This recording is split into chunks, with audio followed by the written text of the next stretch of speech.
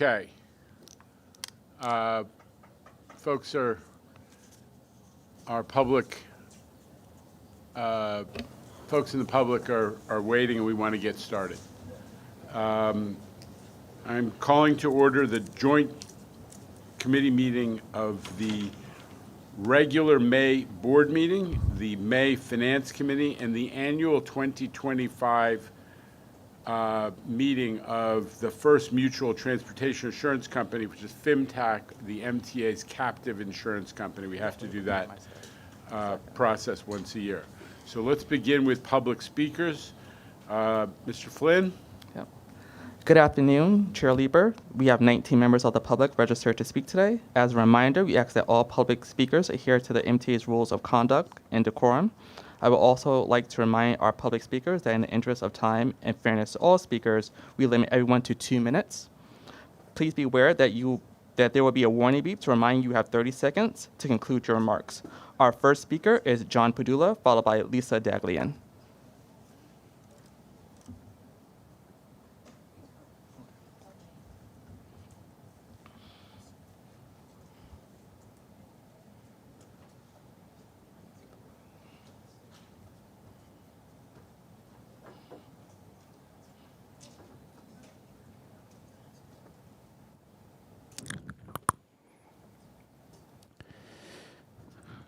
All right.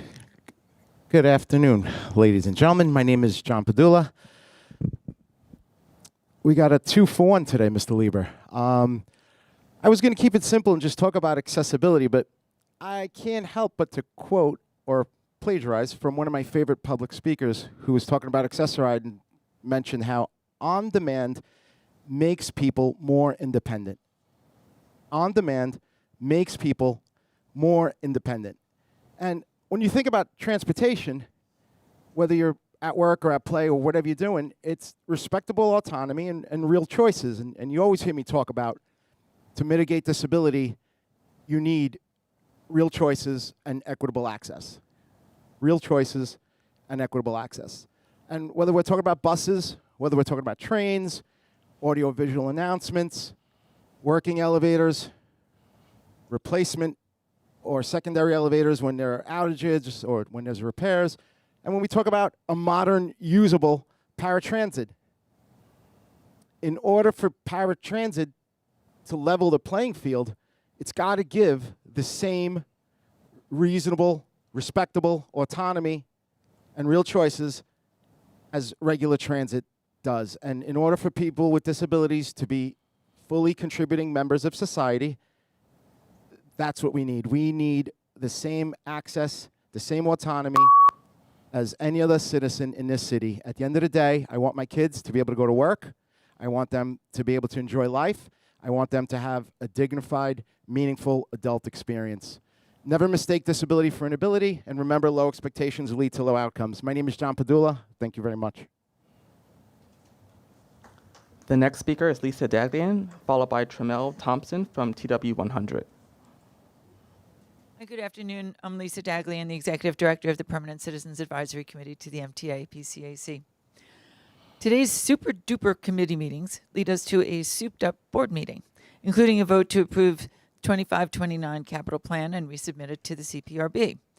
That includes more than $47 billion for transit, $6 billion each for the Long Island Railroad and Metro North, and $5.2 billion for major projects and expansion projects. It's deja vu all over again. But we don't get tired of saying, yes, please. We had deja vu down the rabbit hole yesterday in court. This time, with US DOT arguing that they were wrong all the times they spoke in support of congestion pricing and the VPPP. Judge Lyman was having none of that and could put the kibosh on the federal government taking action against the MTA or its partners, decrying the possible eternal fog of confusion and recipe for chaos that could be created if federal agencies are allowed to change the rules and agreements between administrations. He called it a state sovereignty issue and expressed concern about irreparable harm to the MTA, to bond markets, and to the public work projects being undertaken. We see from the actions you take today and the presentations just how significant those works and projects are. The bottom line is congestion pricing is legal, increasingly popular, and it works. Traffic's down, Business is up, the cameras are staying on. The benefits are widespread, with more improvements to our vital transportation network and riders across the system. Today, you'll also adopt promotional transfers for the Queens Bus Network redesign, and we welcome these rider-forward pilot programs. Would like to see more of them, including City Ticket Weekly, fair fares on the railroads within the city, and AM peak discounts for senior, disabled, and Medicare-eligible riders across the Long Island Railroad and Metro North. We urge you to give them the same consideration you're giving the promotional transfer, particularly ahead of the planned fare adjustments. Thank you very much. Let's go Mets. The next speaker is Tremel Thompson from TW100, followed by Deborah Grafe. Good afternoon, Mr. Lieber. During the last meeting, I heard the police officers say that crime is up on MTA employees. I want to know what is this advocate is doing that you guys hired regarding going to courthouses, going to speaking to the victims, because I'm having my members getting assaulted every week and no one has contacted us or the victims who's getting assaulted. Now, ironically, there was a train operator and a conductor who was assaulted by a recidivist. We spoke to the district attorney in the Bronx. This recidivist hit a conductor in the head with a scooter, hid behind some pillars at Dyer Avenue, spit on the train operator, and the train operator tried to restrain him, right? In the regular world, this train operator would be a hero. In the MTA world, this train operator is a criminal. You guys took away his pass, took away his health benefits, and suspended him and forced him to arbitration. Now, the ironic thing is, yesterday I'm downstairs trying to work it out for him. Labor Relations never knew he was a victim. Labor Relations never even known that the assailant got arrested. So what is this advocate doing? Now, I had the train operator go to the Bronx, go get his whole subpoena from the DA. The DA said they can't believe the MTA is treating him like this, right? He came back with the paperwork. Now, Labor Relations is saying, well, we got to go through all this paperwork just to vindicate him. Why? You got senior vice presidents for everything. I think the MTA need a senior vice president for common sense, because there's no common sense in this company. And y'all hiring so many prosecutors in labor relations, that's speaking volumes, but I'm going to save that for the next meeting. The next speaker is Deborah Grafe, followed by Michael Ring. Good afternoon, everybody. Deborah Grafe, and I'm going to repeat a few things I said before. I want everyone to know that I'm not upset on the subway platforms when you have those slanting benches, because the regular benches at times are not easy to sit in. They're hard. You have sciatic. It's very painful, and I've come close to locking. Thank God I have a strong son who could help me up. Otherwise, we'd have had to call 911. Didn't want that. I also find when I lean on it, it takes the pressure off, because my OT and PT insisted. They said, you'll notice the difference. They're right. So not everybody is against that. There are people who need it. The other issue I'm having is I still will not ever forgive former Mayor Bill de Blasio for the way he did fair fares. It's not right that I am a person on SSI, technically federal welfare.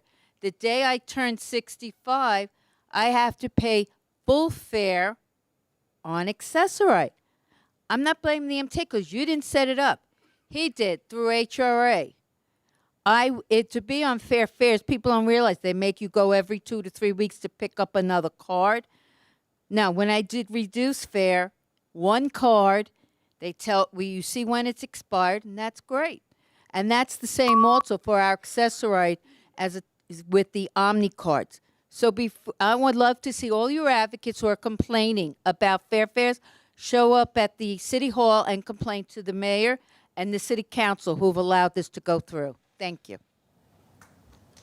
The next speaker is Michael Ring, followed by Jack Nerburgg.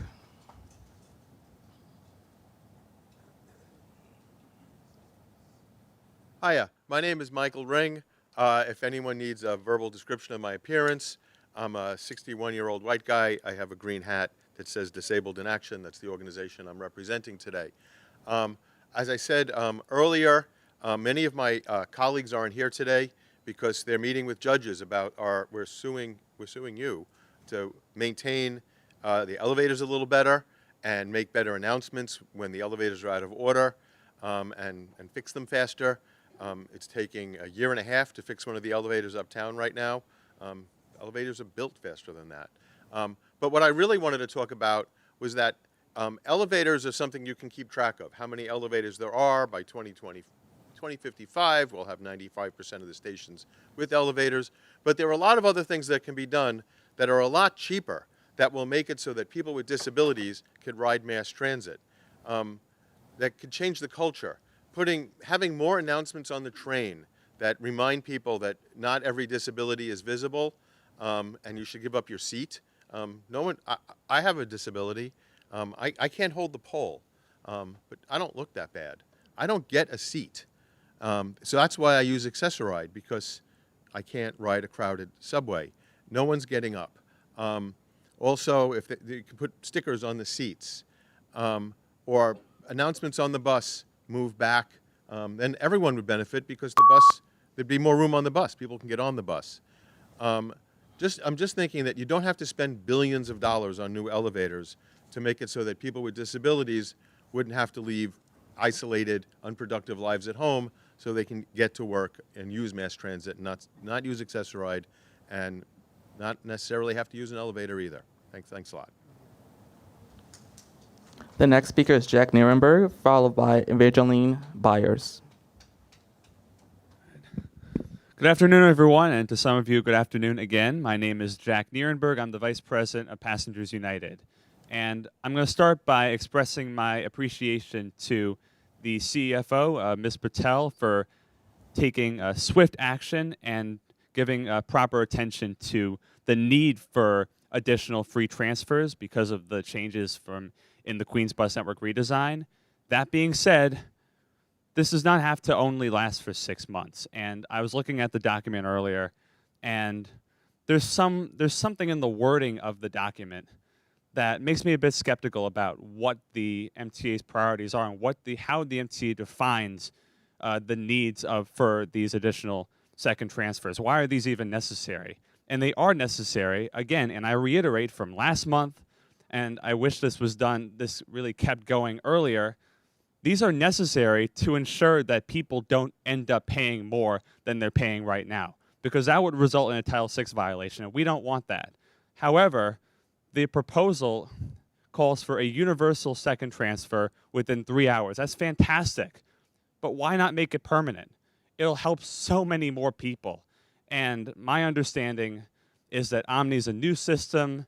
We can actually evaluate the individual ridership patterns, but why not just make this permanent? It'll help so many people. And the $2 million in lost revenue, what's that number being compared to? What is that $2 million? What was that opposed to? Is that opposed to just not having additional transfers at all and screwing over people who live in double fare zones? So why even need a pilot program? We have the information, and we know that this will help so many more people. So why not just make this happen? So I'm calling for an amendment to make this permanent. Thank you. The next speaker is Evangeline Buyers, followed by Charlton D'Souza.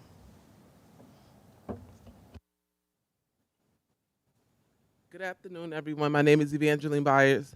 I'm here this morning to address the fact that at 169th Street Station, there's a health and safety crisis. This health and safety crisis was reported to the MTA last year, where they said that they cleaned it up. Just now, while we were sitting here preparing to bring statements, the president of the MTA, Demetrius Krishlow, talking to someone who has been affected by the contamination at 169th Street Station, said that he is monitoring the situation from afar without directly intervening. And he's sorry about the fact that his son has cysts in his nostrils from the contaminations, which is also a public health issue. And the Transit Authority needs to do something about what is happening at 169th Street Station. If you go to Bowling Green Station, there's no smells, everything is clean, there's no public safety or health issue. At 169th Street in Queens, you have odors and contamination and sewage that is running into the system that is making people sick. E. coli, you have the report. So I don't understand why this station is not being shut down and being fixed, why this issue is not being resolved. Another issue at hand is when also there was a discussion earlier about assaults and stuff that's happening in the subway to workers.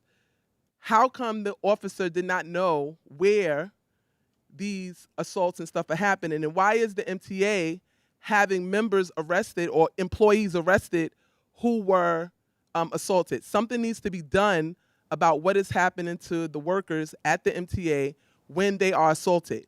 Excessive discipline is a problem. And Mr. Critchlow, Thank you for your comment. the MTA, is responsible. Thank you for your comment, please. Thank you for your comment. As a reminder, speakers should address remarks to the chair. The next speaker is Charlton Duza, followed by Rachel Foss.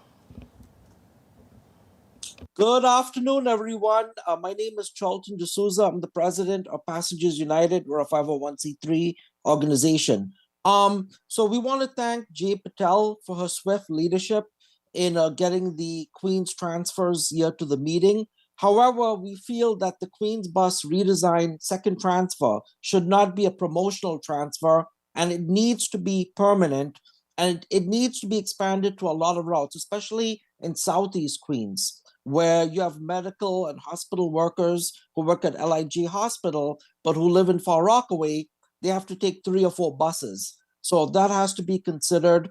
We would also appreciate if the Q27 is extended to Merrick Boulevard instead of 120th Avenue, so that people can transfer to the Merrick Avenue buses to go to Green Acres Mall and that sort of thing. But again, we also support the city weekly ticket that needs to be done for the LIRR. And another thing that I would suggest to you guys is on MTA bus time, you'll need to start making announcements or putting a text that the Queens bus redesign is happening. Because again, guys, you know, what people don't realize is June 29th, a lot of people are going to be coming on these buses and they're not going to know that a redesign is happening. So you'll need to also make sure that on the bus fare boxes, that you'll have additional paper transfers. So if the bus driver has to give a paper transfer, they have enough transfers, because I suspect that's what's going to happen. And for instance, like the Q82 to the Q110 to the J train transfer, that's going to affect a lot of people. So you'll need to reconsider this. We've spoken with Senator Leroy Comrie, and we've spoken with the leadership in Southeast Queens. But again, we need the Queens Borough President to fully advocate for these transfers. Nobody should have to pay 2 fares as a result of the Queens Thank you bus for your redesign. comment. Thank you.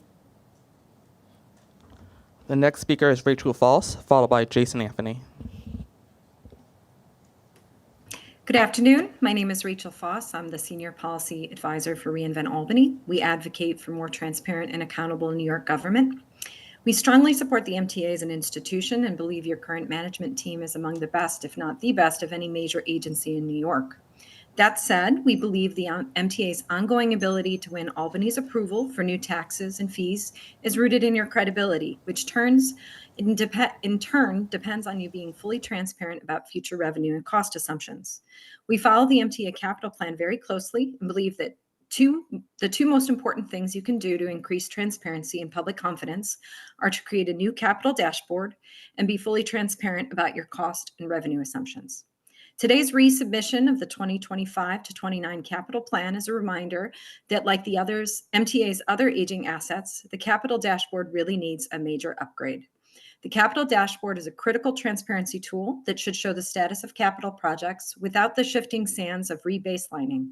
For example, we expect the new dashboard to show the forecasted start and completion dates for projects in the 2025 to 29 plan and projects funded by congestion pricing in the 2024 to 2020 to 24 capital plan. We are glad to hear the MTA and Governor's Office believe the 2025 plan is fully funded, and we hope it is. In the interest of transparency and assuring stakeholders that the plan is viable, we ask the MTA to fully disclose the following revenue assumptions. Assumed annual revenue from the expanded payroll mobility tax as a percentage in dollar amount, including in the base year and future growth in following years, and then the schedule of PMT-backed borrowing. The MTA is transparent about borrowing costs, and the adopted budget shows that it believes the MTA will pay a 4.4% interest rate on bonds. However, the MTA is not as transparent about inflation assumptions. So we ask you to disclose cost inflation assumptions, as well as the assumed impact of tariffs. Thank you for your comment. Thank you. The next speaker is Rachel Stahl, followed by Carl Pereira.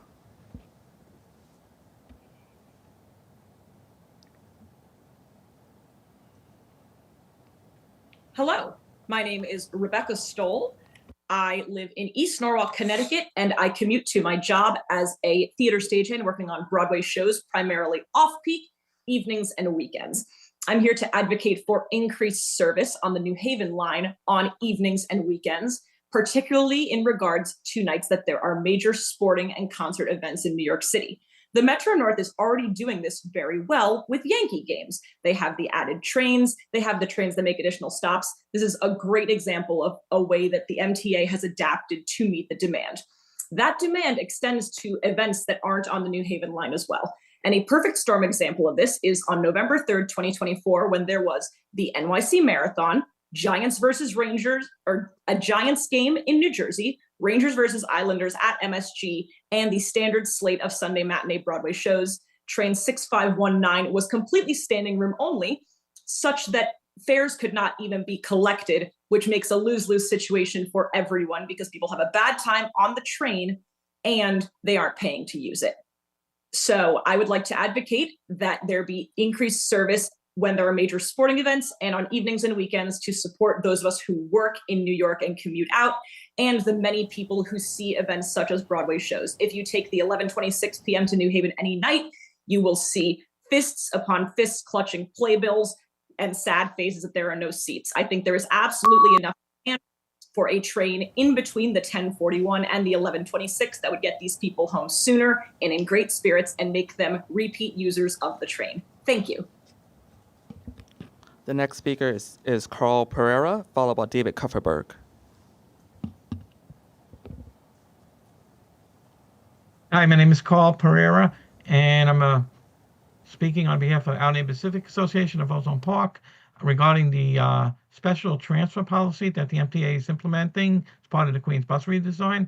I think this policy should be made permanent because the issues are a lot of people that take the buses to the subway, and when they get out of the subway, they might not be in Queens. They may be in Manhattan or the Bronx, and then they need another transfer to another bus.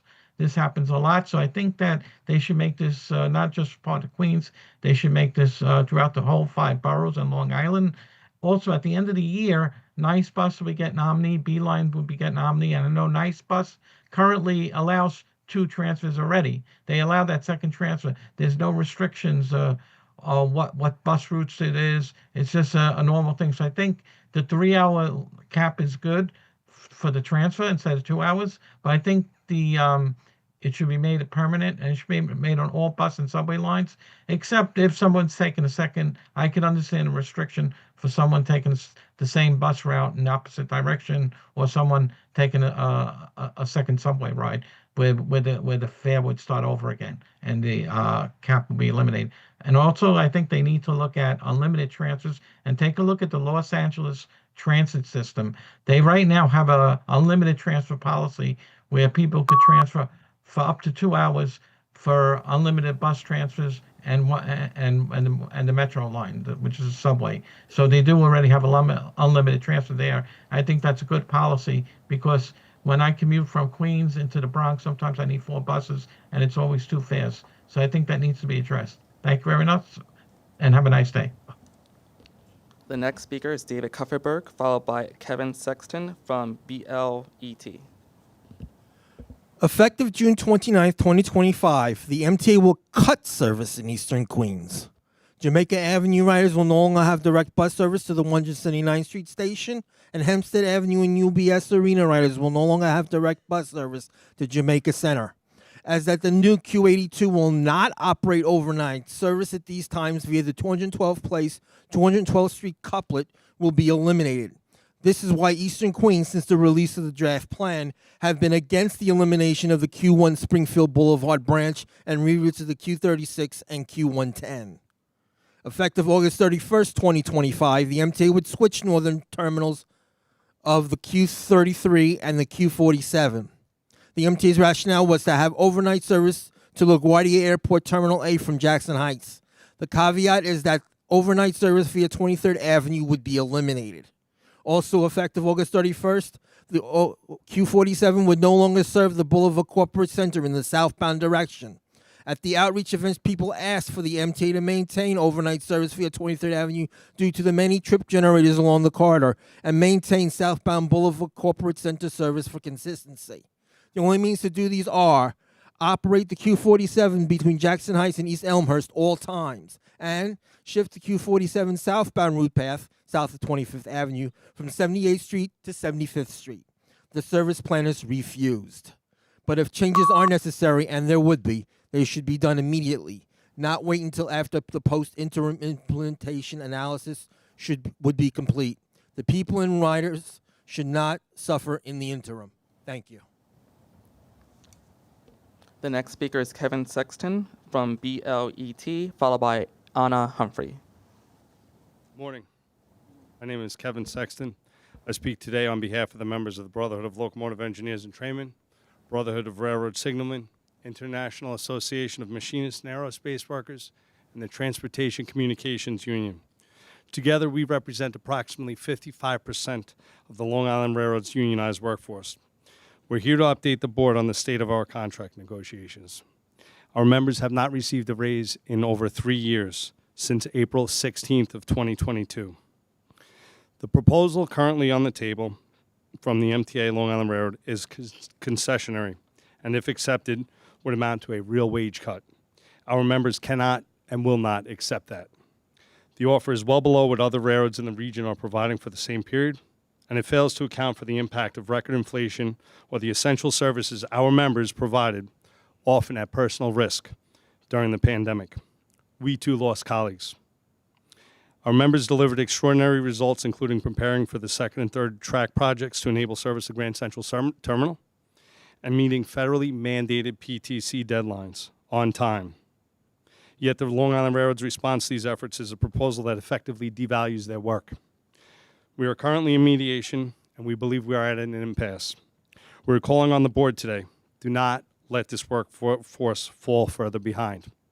Fund a fair contract, one that is not concessionary, and that properly reflects the value, skill, and sacrifices of the workers who keep the railroad running every day, before we end up in a situation similar to what happened on Jersey Transit 2 weeks ago. Thank you. The next speaker is Anna Humphrey, followed by Champri Scott. Good afternoon. My name is Anna Humphrey, and I'm the Transportation Community Organizer for the Center for Independence of the Disabled, New York. This morning, many of us gathered, as we do every month, to rally outside to demand action on a case that's now 8 years old. 8 years since a lawsuit was filed demanding regular elevator maintenance. The very same advocates who fought the MTA for 7 years to get elevators installed had to turn around and sue again in 2017, this time to ensure the few elevators we do have are working. New York ranks as one of the least accessible mass transit systems in the world, and yet instead of fixing the problem, the MTA has spent over $2 million on legal fees to avoid reaching a resolution. That's money that could have gone toward maintenance staff, timely repairs, and real help for stranded riders. Elevators are a necessity for disabled New Yorkers, seniors, parents with strollers, and many others. But they're often out of service, left broken for weeks, months, or even years, and outages go unreported or ignored. This isn't just an inconvenience, it's a violation of city, state, and federal law. If the people making these decisions had to rely on the system the way disabled riders do, things would be different. If they were forced to backtrack 3 stations or travel a mile to the next working elevator, they'd understand the urgency. It's time to stop paying lawyers to stall justice and start holding someone accountable for waste and neglect. We have a settlement conference today. Chair Lieber, we urge you to tell your lawyers the gravy train is over. Use our public dollars to serve the public. Thank you. The next speaker is Champri Scott, followed by Sandra Cardillo. How you doing? I'm Champri Scott. I'm a station CTA in New York City Transit. I love hearing about all these capital projects, but capital project you're missing out is on the New York City Transit workers. We're underfunded, underpaid, overworked. So if we're going to fund a capital project, it needs to be New York City Transit workers. To live in this city, the costs have increased tremendously. When are we going to get a contract that actually reflects what we do and what we provide for this city, this state? The last time I checked, 20% of the national GDP comes out of New York City alone. When are we going to get a contract that reflects that? If you're going to do a capital project, it needs to be on the New York City Transit workers. Thank you. The next speaker is Sandra Cardillo, followed by Michael Sosa.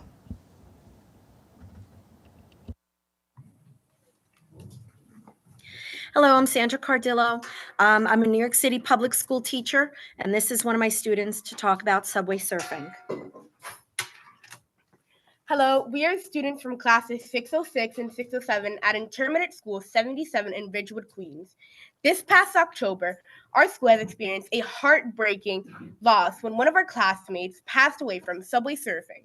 In response, we've created a campaign to raise awareness and help stop subway surfing with the goal of keeping students in our school and across New York City safe. We want to thank you for investing in the new open gateway subway cars. Our research shows that these trains can help reduce subway surfing because it's harder for people to climb between cars and reach the roof. We've learned that the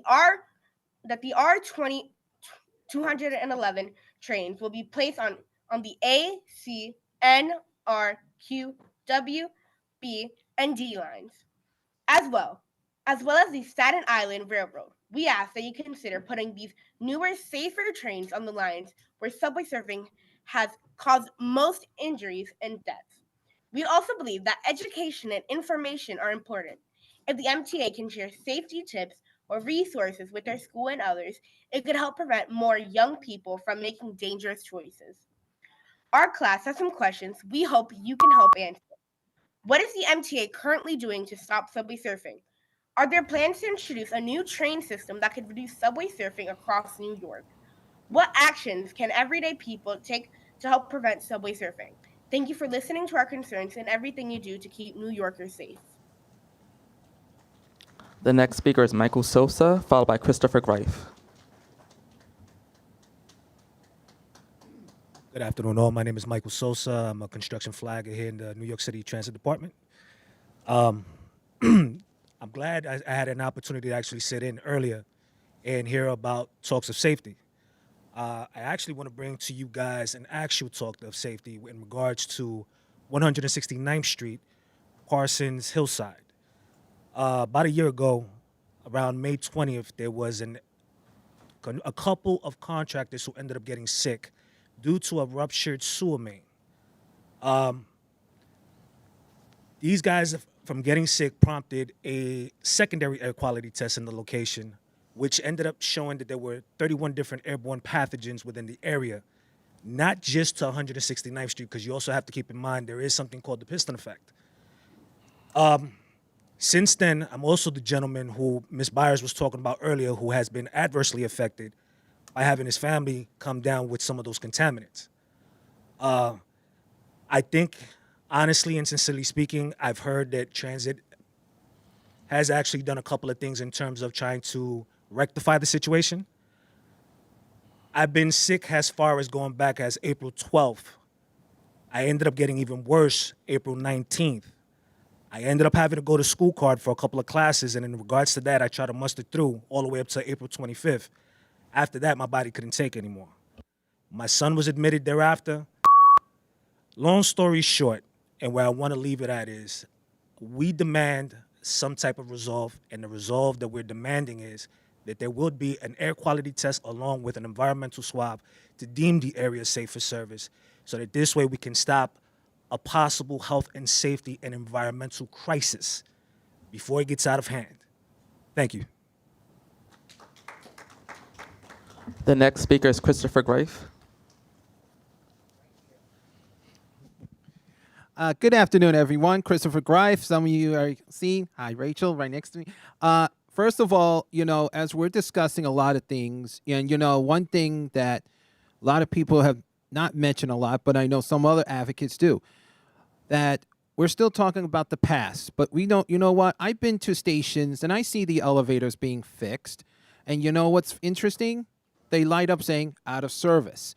But what I see is when an elevator, it doesn't work because it gets dirty. It gets people messing them up. But then you know what a lot of us do? We put it in. We say to them, this elevator, I'll use one, elevator EL123, broke down, had to be fixed. Well, guess what? We put it in, we get a message back. Or say something happened in one of the bridges. We put it in, tell them what the area is, they respond. Or say there was a problem with Accessoride or the bus, we put it in. As Edith told us, if we don't put it in and we don't have to wait a month, she will say, get over it. We need to move forward, and if we see these problems, put it in. But coming now and wait a month or two, it can be worse. Somebody can really get hurt. But if we see, the local says, if you see something, say something. And what upsets me with a lot of our elected officials, that they're worried about congestion pricing, but they also forget about the bridges, the tunnels, the Accessoride, the buses, and the railroads and the subways. We need accessibility. And that funding does help to get people where they have to go on time for the safety of all seniors, people with disabilities, and let's not forget veterans. I am very happy that the capital project got passed. And we need to make sure not just elevators, but ramps and everything for accessibility needs to be on there. Thank you. Thank you, Chair Lieber. That concludes the public comment session for today.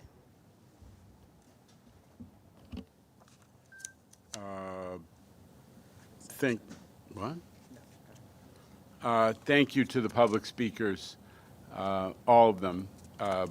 We always, there's sometimes controversial issues, but we always learn something and we benefit from it. And I just want to urge everybody to keep the feedback coming, because it is useful and it is registered. So we're going to do first the capital program, if I understand correctly. I can't understand the script that's been provided to me at all. All right, okay. I'm a creature of habit, and they gave me different scripts to process. All right, I'm going to do my spiel, and then we'll do the capital program, and then we will do, the finance committee. Correct? Yes. Okay. Good. All right. Okay. As I said, thank you to everybody who's joined us for the May meeting of the MTA board.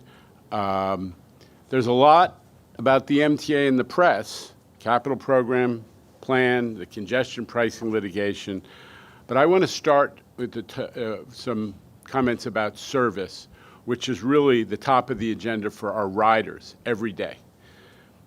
Year to date, subways, Demetrius, I'm looking at you because you have done amazing work to accomplish this. Subways weekday OTP is at 83.4%, which is the best it's been in 12 years since the era of fiscal crisis that we sometimes barely remember. One line, the JZ, reported its highest ever OTP for last month, excluding the peak of COVID, almost 95% on the JZ, folks. That is a line that has some challenges, and that is an important positive milestone. And top-tier subway service is bringing in more riders. For April, average paid weekday ridership hit a new post-pandemic high at 4.12 million, which is a full 10% increase over last year. 10% up from last year. Good service, people are using the system. And fueled by strong OTP, more than 98% for Metro North, and 97% for Long Island Railroad. Rob is really pushing up those Long Island Railroad numbers. Thank you. Thank you to everybody at the railroad.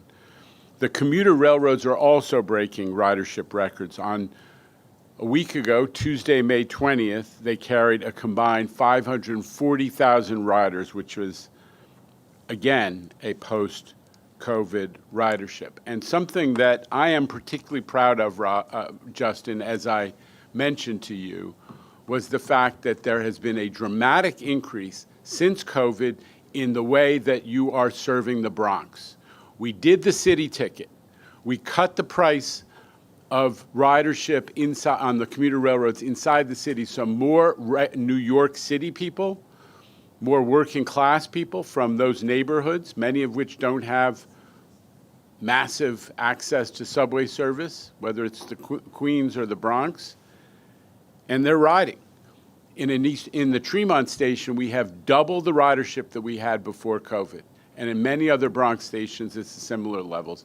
Real credit to Metro North and also Long Island Railroad, which has seen since the advent of Grand Central Madison a surge in ridership in Queens and inside the city in general. So those are huge, huge accomplishments. And I should probably move along. There's Deborah Grafe. I never skip an opportunity to talk about our paratransit operation.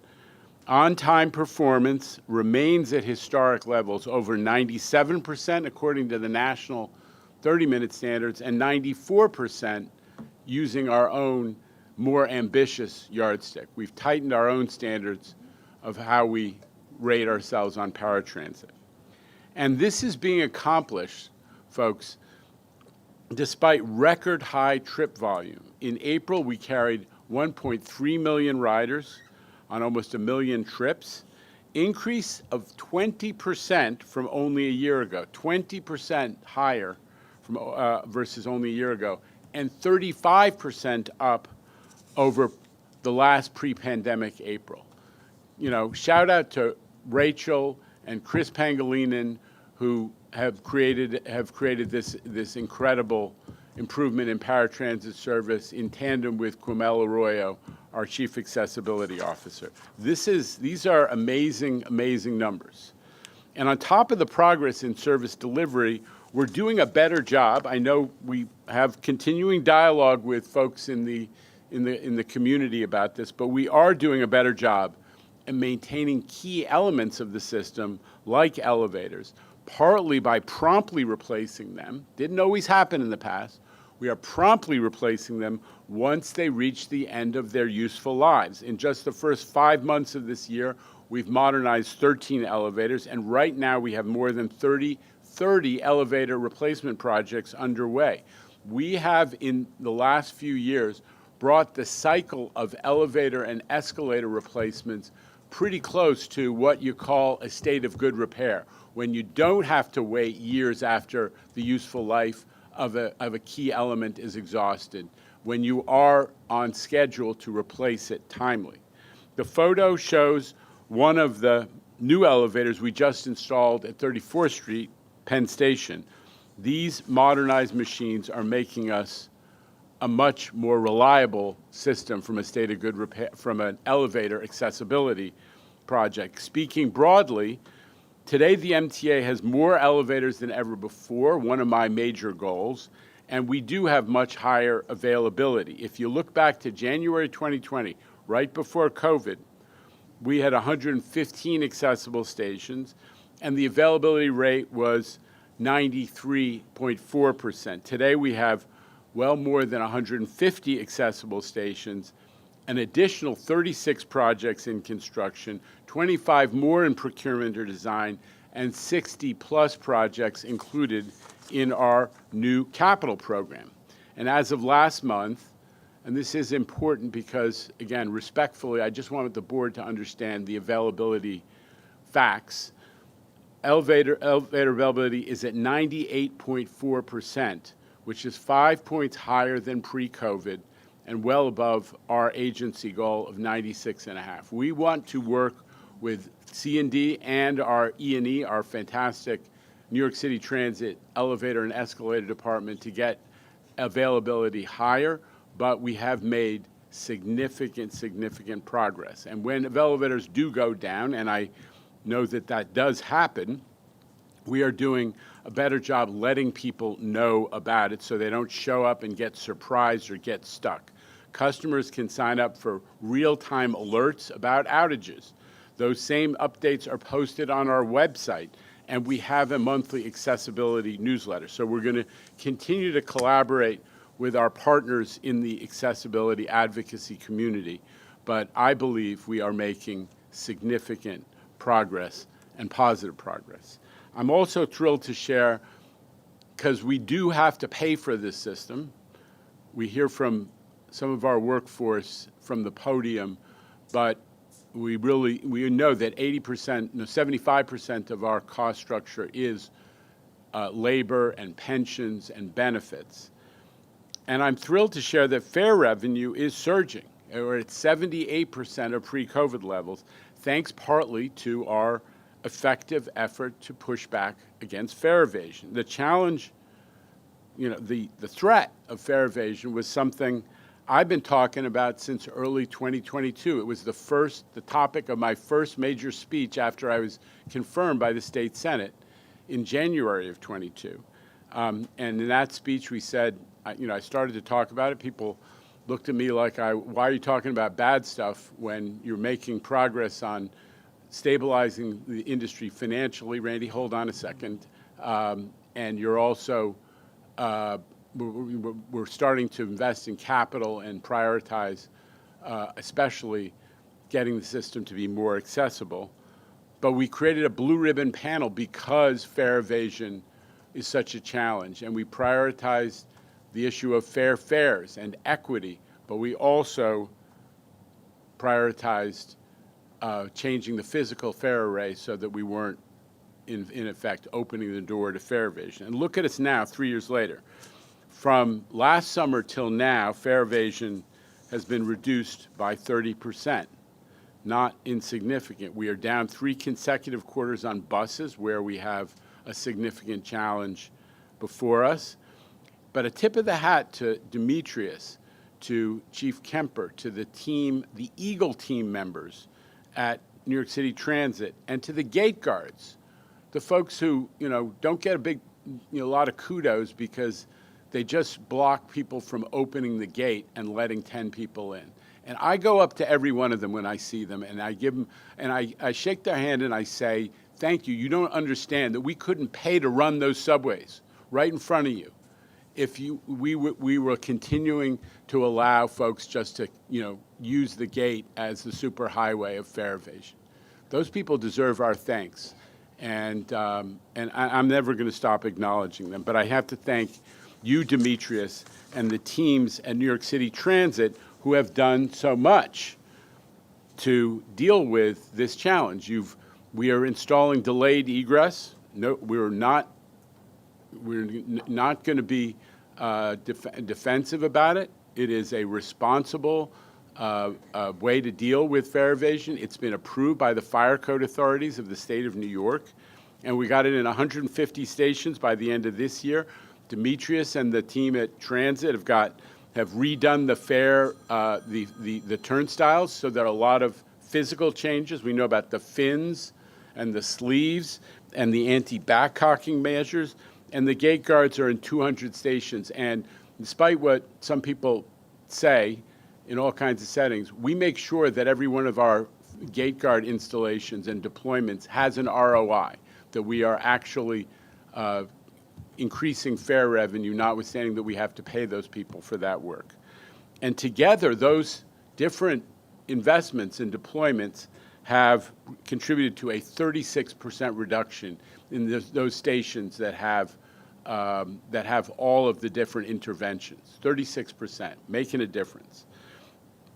And it is giving us some time to effectuate the ambitions of the next capital plan, where we're going to get in 150 stations the new fare array, the new kind of turnstiles that are going to contribute significantly to increased deterrence. And it's hard to top that kind of good news when you're reducing by a real big problem by 36%. But C&D is going to keep trying to give us more good news. There is no secret that over the years before this board took up the mantle, the MTA developed a reputation for projects running over budget and running behind schedule. But the truth is, we've turned it around in the last 5 years, and it is time for opinion leaders to acknowledge that. This is not the MTA that gave you East Side Access and the first phase of 2nd Avenue subway. And we are going to keep pointing to projects that prove that this is a different MTA.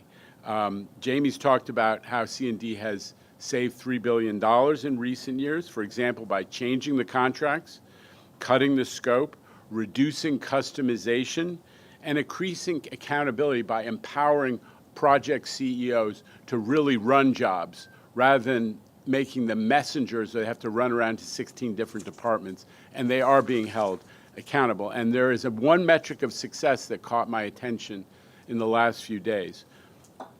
Jamie can talk more about it if we want to get into it. Major completed projects awarded since 2020, basically the time frame of this board, were completed 10.6% under budget on average. That is a significant sign that this organization, as a capital developer, has turned the corner. And it was proved out in that Rockaway project we have been celebrating for the last week or so. We've returned full service to the A train. There's no secret. Folks on the Rockaways are, in terms of access to jobs and education and medical care and shopping, have some of the most challenging situations of any New Yorkers. And having the A train out was a real burden on them. But we provided amazing alternative service. I was on the A train was it a week ago with Governor Hochul, and she talked to a lot of the riders, and every one of them said to her, you know what, the shuttle bus, the alternative service, that worked well for me. She was surprised. I think she was surprised at how positive people were about the way we managed that outage, and it is a huge feather in the cap of New York City Transit and construction and development. So today, that viaduct, we rebuilt the whole viaduct, knocked it all down, and it goes halfway out to Broad Channel, into the water, and rebuilt the bridge mechanically. And today, we've got a brand new bridge and a viaduct and a brand new bridge from an operational standpoint. We're also making better use of our in-house forces to do important capital work. This is something that our team has really prioritized, and we're going to keep going. I went up to see the team at the Tiffany shop in the Bronx. Demetrius and I were up there together. These folks have been instrumental in developing our in-house capacity to turn out those platform barriers that we're installing in 120 stations this year, Jamie? And they're doing it, let me tell you, that's faster, better, and cheaper. They're doing it with in-house forces. They're doing it with in-house machinery in an MTA facility. And Transit is knocking those stations out weekend after weekend, and they've come up with a design which is, I think, incredibly durable, but also aesthetically appropriate for our system. It's elegant, and there's a lot of pride that's gone into that work by the folks up at Tiffany shop. The most significant news, of course, is the whole capital program got approved by the legislature this month. I mean, I cannot tell you, wow. Credit to everyone at the MTA who worked so hard to get us to this milestone. This is, what is it, the 9th capital program? I'm pretty sure that it's capital program number 9. It is the largest program in MTA history. But more important, it is in a way that we cannot overlook. It is the first capital program to be truly based on a comprehensive review of the condition of this priceless system that is the legacy that we've inherited. And it is the first capital program based on that analysis to truly and unapologetically say, we are prioritizing state of good repair. We're not waving around a ton of shiny baubles. We love new projects. They have, no secret, they have helped to transform and grow the system. But we must maintain, we must preserve this system. And this capital program really does that. In a minute, Kevin is going to walk us through how the funding works. But as you heard from Jamie, we're not waiting until the final approval by the CPRB. I think there has to be a final approval by the CPRB after we readopt the capital program. But we're not waiting. Jamie and his team at C&D are moving into the process, lots of projects that are now in that capital program. So we're going to get started really on the double. So before I finish, I do want to thank this board again for its foresight and its stalwart support on congestion pricing. There was no United States precedent. It is highly controversial. We understand that. Even though we did all the work and the analysis and 4,000 pages of analysis to show how it was going to be very positive net-net, people had reservations. And yet, in one of the most difficult votes ever, and you all were here for it, you voted to approve the program, to put it into effect. You trusted that we would see the results. And boy, are New Yorkers seeing and feeling those results. We have avoided just one stat that was put in front of me today. We've got 10 million trips avoided already. 10 million trips. And so many people come up to me and say, you really changed my life, whether they're a driver. In many cases, these are people who actually drive to the city, and they're thrilled because they're getting places so much faster. But there are also people who live near tunnels or bridges, who used to, suffer with constant road rage, being scared to walk their kids to school, the noise of people honking at each other all the time. And their neighborhood has been changed. And congestion pricing is really worked well. As the New York Times, which did a deep dive today, actually it happens to be in the hard copy newspaper of the New York Times today, just by happenstance. They're seeing what we're seeing: fewer cars on the streets, faster traffic speeds, peak commute times that are way, way, way faster, even for folks from New Jersey. They're way faster than they used to be. Local buses that are less delayed. An economy that is humming with more people coming to the central business district than before congestion pricing. The list goes on, and you can see some of it in the Times' graphic that was in the paper on the right. But even so, we're still fighting with the feds about whether we have the right to diagnose and attack New York's traffic problem. But we did score a major victory yesterday, as folks are aware, and when federal judge Lyman directed the U.S. DOT to stop the threats, to refrain from engaging in any punitive action in an attempt to coerce us into dropping congestion pricing. So I am feeling very confident about that litigation. I think the fact that the judge highlighted as part of his determination on the injunction the probability of success on the merits as one of the standards that needs to be met, and he said we are likely to succeed on the merits of the legality of congestion pricing under federal law. So I congratulate the board, but I also have to shout out the transit advocates and so many others who made their voices heard in support of the state of New York's and the MTA's and the state and city DOT's long effort to deal with our traffic problem, and also to find new funding for mass transit, which is essential for so many reasons. It has not been easy.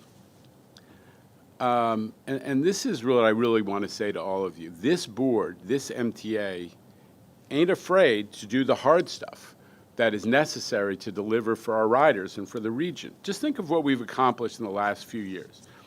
We pulled the operating budget back from the fiscal cliff where so many other great U.S. transit agencies are still teetering. Chicago, New Jersey, Washington, they are still having the fiscal crises that we attacked successfully a couple of years ago. We got ridership back to support the region's revival after COVID. And yesterday I read that the city of New York now has more jobs than it has ever had in its entire history. We brought service, whether you measure it by on-time performance, customer journey time performance, all the way back from that pre-pandemic era where we were still just coming out of the summer of hell. We were celebrating, shortly before COVID that we were, out of the 60s into the 70s on on-time performance, right, Demetrius? And now we're seeing mid-80s on-time performance and similar standards in the customer journey time area, and so much accomplishment and service on the commuter railroads, it's out of sight. Now, I mentioned that service is improving, but we are also, I think, effectively, as a board, attacking the challenges to safety, cameras in every station, on every subway car, being leaders with innovations in how to deal with the underground mental health crisis through Scout and other safety improvements. The criminal justice advocate that you guys have heard from recent weeks, recent months, Katie Falaska, is really making a difference, and Chief Kemper is strengthened our relationship with the NYPD in so many ways. We've taken a bite out of fare evasion. I talked about that earlier. And you've also overseen the transformation of MTA's reputation for delivering capital budget projects from late and over budget to, as we say, faster, better, and cheaper. We are well on the way to implementing the historic switch to Omni, only the second fare payment methodology switch in the subway's 120-year history. We are redesigning bus maps, borough by borough. We've done Staten Island Express buses, Bronx buses, and now we're on the verge of doing the historic Queens bus network redesign for the, by far, the most bus-dependent county in the United States. And we've brought the dream of universal subway accessibility much closer to reality. And we've made major progress in the whole capital area towards what has always been, since the Ravitch era, the holy grail for all of us, which is to achieve a true state of good repair. Doesn't mean the system is perfect, but it means that you have the resources and the capacity to make sure that the major physical components of the system are on a regular cycle to be replaced before they age out, fall apart, and start to diminish service. So we've all done all of that. This has been a less argumentative board than many others. There's been no occasion where the board chair was invited by one of the board members to step into the alley for a discussion of a board resolution. That happened. But you were there, right? But just don't forget what you've accomplished. I'm proud of all of it. It is actually, that was my to-do list when I took this job. That I've just gone down. We are getting it all done. It's not finished, but we are getting it all done. But I am most proud of our frontline workforce who continue to show up every day and deliver. Regular riders see, and we hear from them, they see the spirit and the morale that our workforce brings to the job. The station agents who are stepping up to help people switch to Omni since they came out of the booths, that is a whole new customer service level that they've taken on and they're delivering. The conductors, the train operators, the bus operators who keep our trains and buses movement, the cleaners who do take pride in their stations, the mechanics who make sure that we do have all of our buses and trains available daily so that we can run more service as we are trying to do. These folks are the heart of the MTA, and the accomplishments that I've been ticking off are only purposed at making sure that they can do what they do better for the public every day. They deserve our thanks, and we are so very grateful to our workforce. So I want to end with a hand for the MTA workforce who's delivering.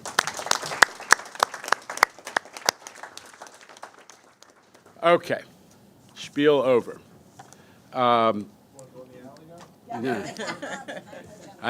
all the people I don't want to go in the alley with, the professional weightlifter is definitely high on the list.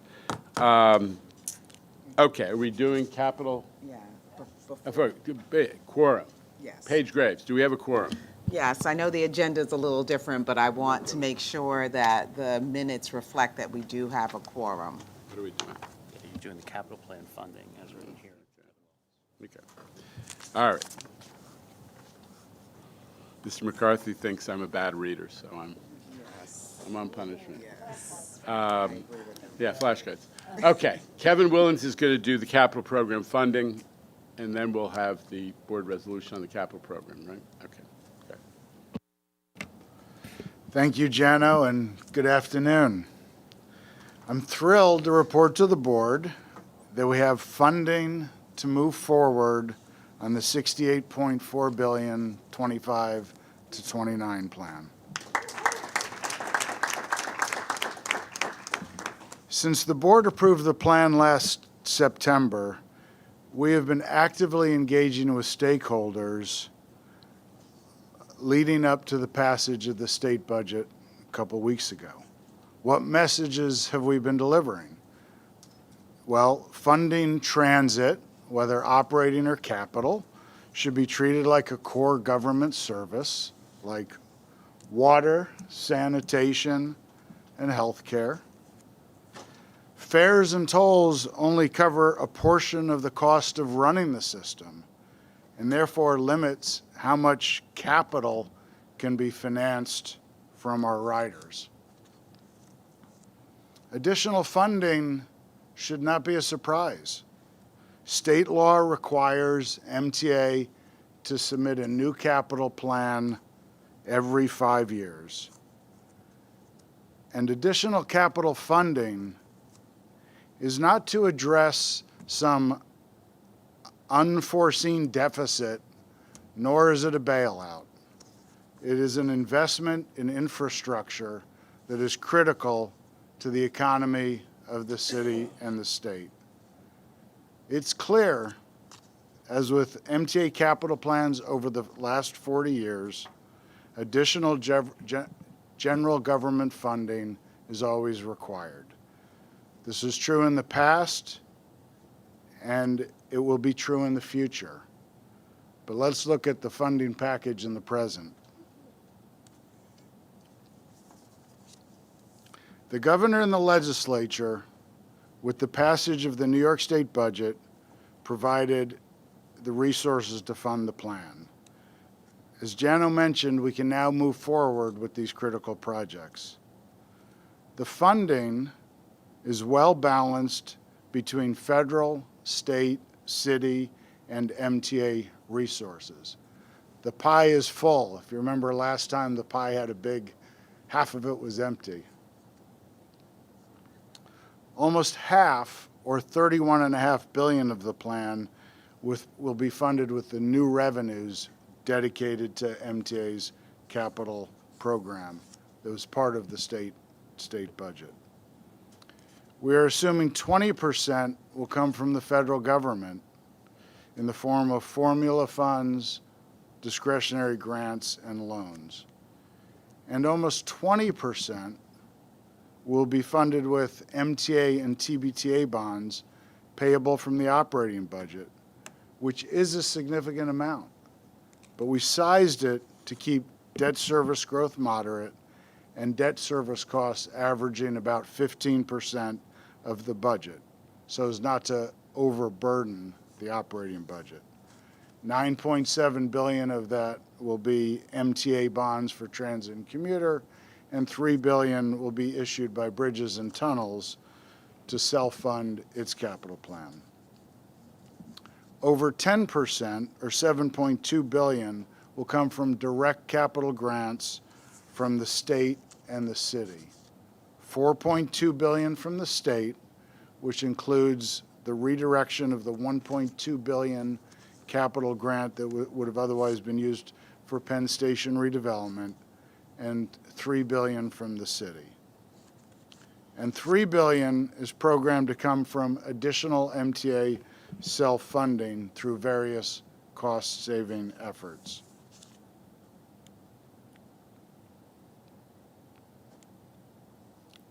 Importantly, these new resources in totality provide adequate funding to support a robust capital commitment plan that can average $15 billion a year of projects. The new capital lockbox revenues will provide for projects beginning this year, and revenue growth is assumed throughout the plan period to fund the full $31.5 billion to come from that source. We'll work with the state and the city to apply their funding to projects over the next couple of years.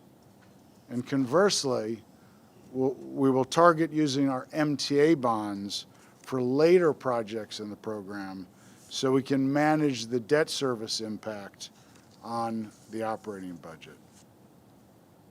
And of course, federal funds can only be committed as appropriated by Congress and as our grant applications are processed by the FTA, which is, everybody knows there's ongoing challenges with that piece. But now let's look at the new dedicated revenue source, which will fund $31.5 billion of the plan. So a few points regarding the new dedicated revenue.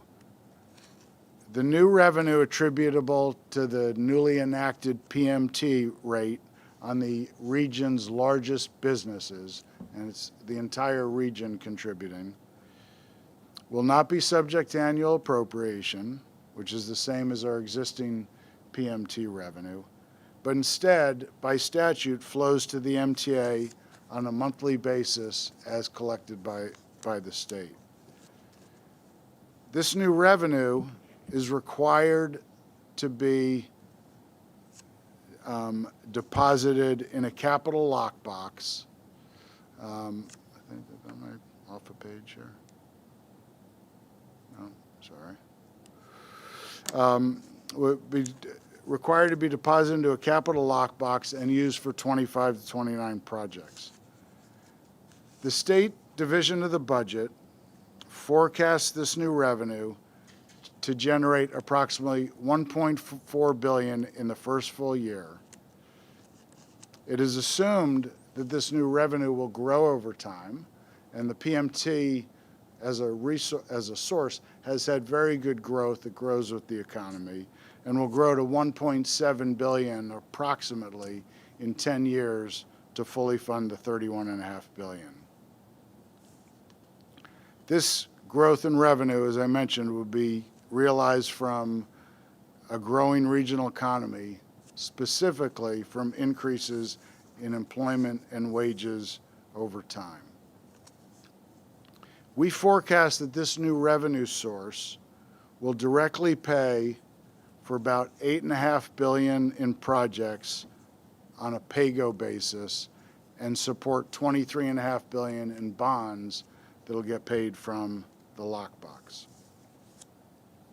The new lockbox revenue will be adequate to pay the debt service on the $23.5 billion bonds over a 30-year period. We issue the debt to match the useful life of the assets, with that revenue growing to $1.7 billion in 10 years.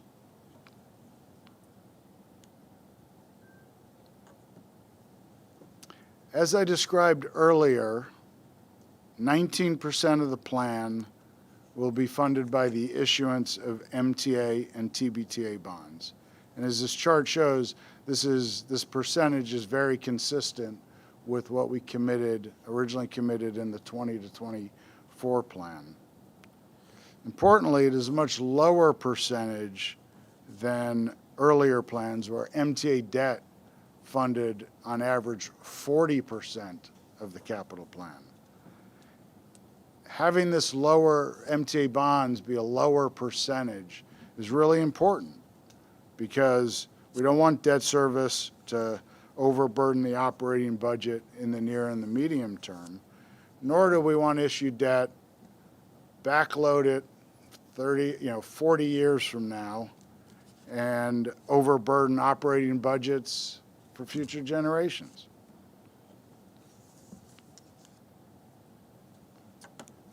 As this graph shows, we forecast that we'll be able to keep our debt service that gets paid from the operating budget, as represented by the orange bars. We'll keep it to averaging about 15% over the next 10 years, taking into account the proposed bonds in the plan. Although slightly higher in some years, it's the averaging out at around 15%, which is important. 15% for debt service means that we can use 85% of our tolls, fares, dedicated taxes and subsidies to provide service, not repay investors.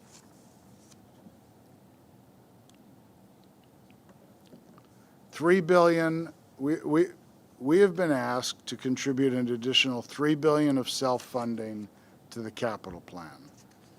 We expect this to come from a combination of sources, but the first place we will look to for savings is in the capital budget itself.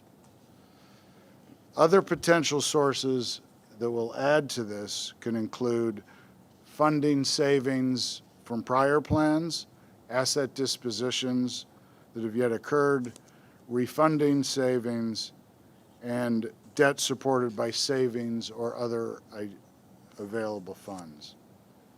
We will identify and capture these savings throughout the 25 to 29 plan period.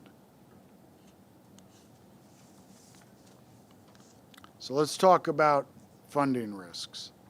Like all plans that stretch out over multiple years, whether it's an operating budget or a capital plan, there are risks that must be considered and managed. Nothing new. I know we all worry about the federal funding piece. That's true. The last plan had congestion pricing. We had to worry about that for a number of years. And in previous plans also had risks. It's how you manage and think about those risks that are important. The primary risks in the plan, which I think are somewhat straightforward, is the amount and reliability of federal funding, the growth in the PMT revenue that is dedicated to the capital lockbox, the new revenue source, our operating budget capacity to support the $12.7 billion in new MTA and TBTA bonds. Although we're looking to issue those bonds down the road, we still need to balance our operating budgets, taking into account the additional debt service that those bonds will represent. And executing on the additional $3 billion of self-funding. And, one item certainly beyond our control is, long-term interest rates. In the previous two capital plans, interest rates were, at historic lows. That's not quite the case now. We've sized everything, taking into account the new higher rates. I'd like to see rates come down so, we have a little breathing room. But if rates continue to go up, it just means that's less capital you can generate for the same amount of revenue. But the key to managing all these risks is not to sit and worry about it right now. We have a lot of the funds are very solid where we can move forward on this $15 billion a year plan. But the key is how we manage the plan over time by managing our commitment strategy and prioritizing the most critical projects. So as we have to address risks, we are making sure we're getting the most critical stuff done, done first. So with that, I'm happy to take questions. Okay, Kevin, thank you for everything you did to make sure we were putting together a capital plan that was viable financially, and also for explaining it in a way that makes it credible and makes clear the risks. Questions and comments? Mr. Zuckerman first. Go ahead.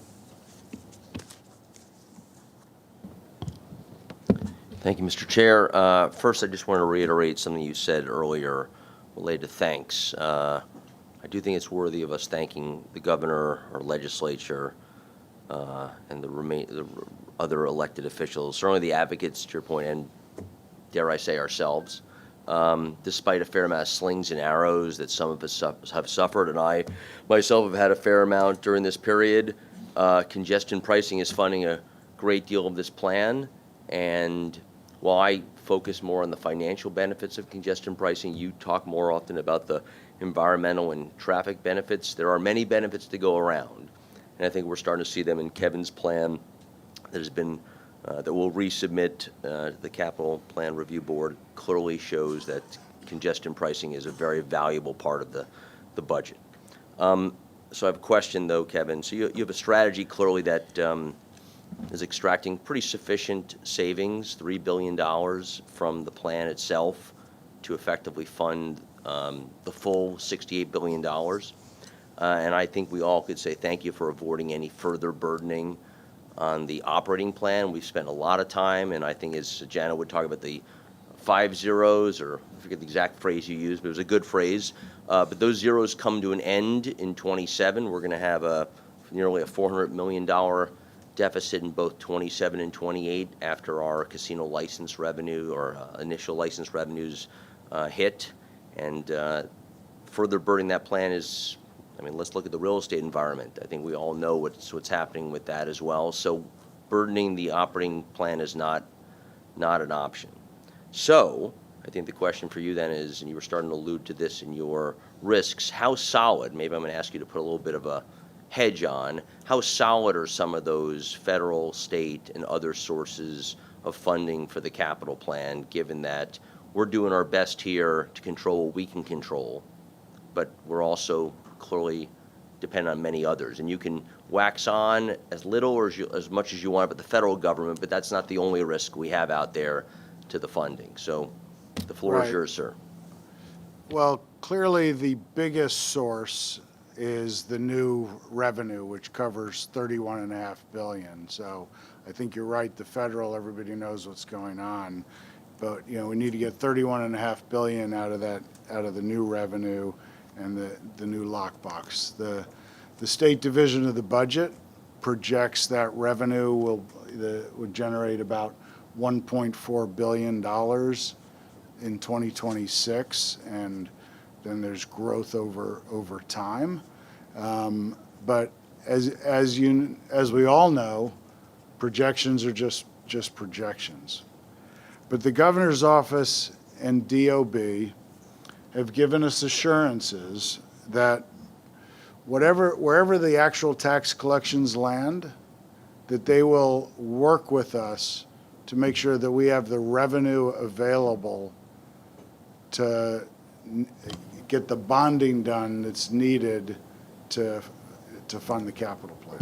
Are you talking about the PMT in particular? The PMT in particular. I mean, because that's the, it's the new tax rates on a portion. It's the biggest piece of the plan, and that's that's the foundation that we need to kind of get almost half the plan done. And so, as anything with a kind of a new tax rates taking effect, there's always risks. But again, we've had many discussions with the governor's office and the division of the budget, and they stand behind and understand what we need to accomplish in terms of being able to get the full $31.5 billion out of that portion.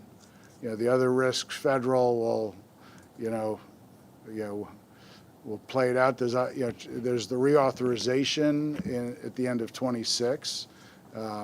Obviously, we had the victory yesterday where the judges blocked them from holding back our money as they battle us on congestion pricing. And, we control the issuance of our own debt, which is a big piece, but we need to keep our operating budgets balanced to be able to afford that new debt. So, Other comments or questions? Mr. Grodnick. Just a governance question. We voted back in September to approve the $68.4 billion capital plan. Subsequent action has now been taken by the state legislature. We are here again reviewing a $68.4 billion capital plan. What exactly is the action that we're going to be taking here? Is it an amendment to the prior plan, or is it a new capital plan, and how does that work with the requirements of state law? Well, despite what's going on in Congress, the parliamentarian still rules here, and I think that technically what we're doing is resubmitting. We're approving the resubmission of the capital plan, which is pretty close to the one you approved back in September, with the addition of some specificity on particular where the ADA, location of ADA projects and some other projects. A little more specificity. That's all been circulated to the board. But in substance, it's the same capital plan that you approved, but which was vetoed, I just remind us, on Christmas Eve by the legislature on the grounds that the financial support for it had yet to be determined. Now that the financial support has been determined, we have to resubmit it to the Capital Program Review Board, which is comprised of representatives of the two houses of the legislature, the governor and the mayor. The mayor has a veto in effect on the city portion. So if it had not been vetoed, we would not need to take further action. Is that That's correct? right. Okay, That's right. okay, got it. Yeah. Okay. Any other questions or comments before we call the vote? Okay. I will make the There's like the cue for me to read the formal thing. Oh, you have to Yes, read it. yes. I'm so bad at That's the okay. logistics, aren't I? Go ahead. A Steve silly Lohr, formality. ladies and gentlemen. Thanks. All right, good afternoon, everybody. As we've just discussed today, we're seeking board approval of the MTA's proposed $68.4 billion 25 to 29 capital plan, as well as board authorization to resubmit the $65.4 billion CPRB portion to the state CPRB. As you guys know, the capital plan includes a multitude of critical investments to rebuild, improve, and expand the MTA network. These include over 2,000 new rail cars and 2,500 new buses, at least 60 newly accessible subway stations and 6 newly accessible rail stations, over 75 miles of modern subway signals, significant investments in climate resilience, our power infrastructure, and critical structures like the Grand Central train shed, the rollout of modern subway fare gates, and the start of the Nerburgg Express. While the size of the plan remains unchanged since the board's original approval back in September, this resubmission today identifies additional candidate project locations in areas like ADA stations, station renewals, power facilities, and elevator and escalator replacements. It also highlights over $6 billion in work to be performed by in-house forces, including structural repairs, station improvements, and power upgrades, which will result in over 300 new MTA jobs. As Kevin outlined, the plan anticipates funding from a mix of federal, state, city, and MTA sources, which I won't list again. And so on behalf of the hundreds of MTA staff who contributed to its development, I proudly submit the 25 to 29 capital plan for your consideration and vote. Okay, so Paige tells me now you move it. Dope. I'm making the motion. I'm very proud to make the motion. May I have a second? Dr. Rizzo seconds. All in favor of resubmitting the capital program as described? Aye. Any opposition or abstention? Again, I thank the board and include voting and non-voting members and the labor members for their support throughout this process. The capital program is readopted and resubmitted. Thank you.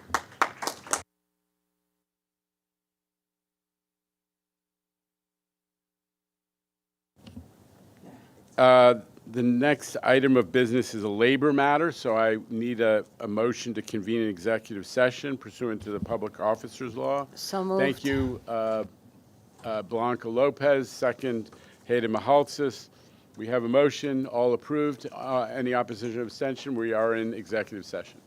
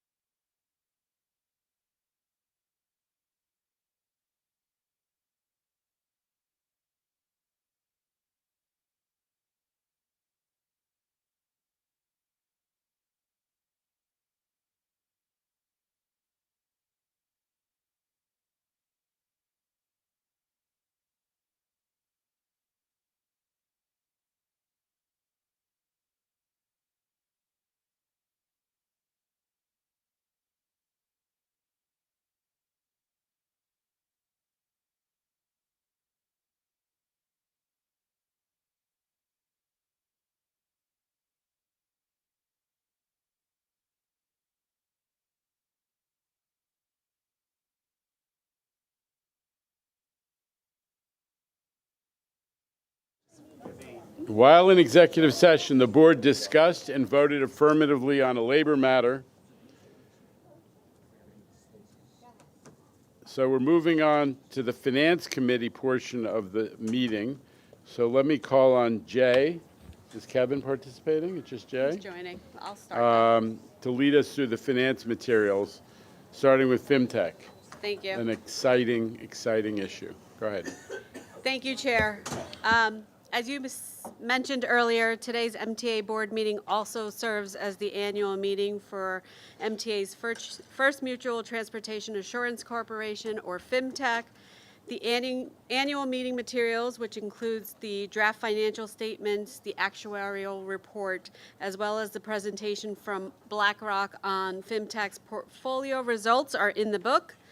I'll just highlight some of the quick highlights for the insurance program. The property insurance renewal was renewed on May 1st, 2025. The total premium was about $40 million, a little higher than what we spent in 2024. However, the overall risk transfer to the worldwide marketplace increased by 45%, or $115 million of additional capacity in the insurance market for us. Also, we've achieved a reduction of MTA self-insurance retention from $178 million to $29 million and placed more coverage in the lower layers, and the deductible remains the same. As for FIMTech's investment performance, at the end of 2024, the aggregate portfolio was valued at $909 million.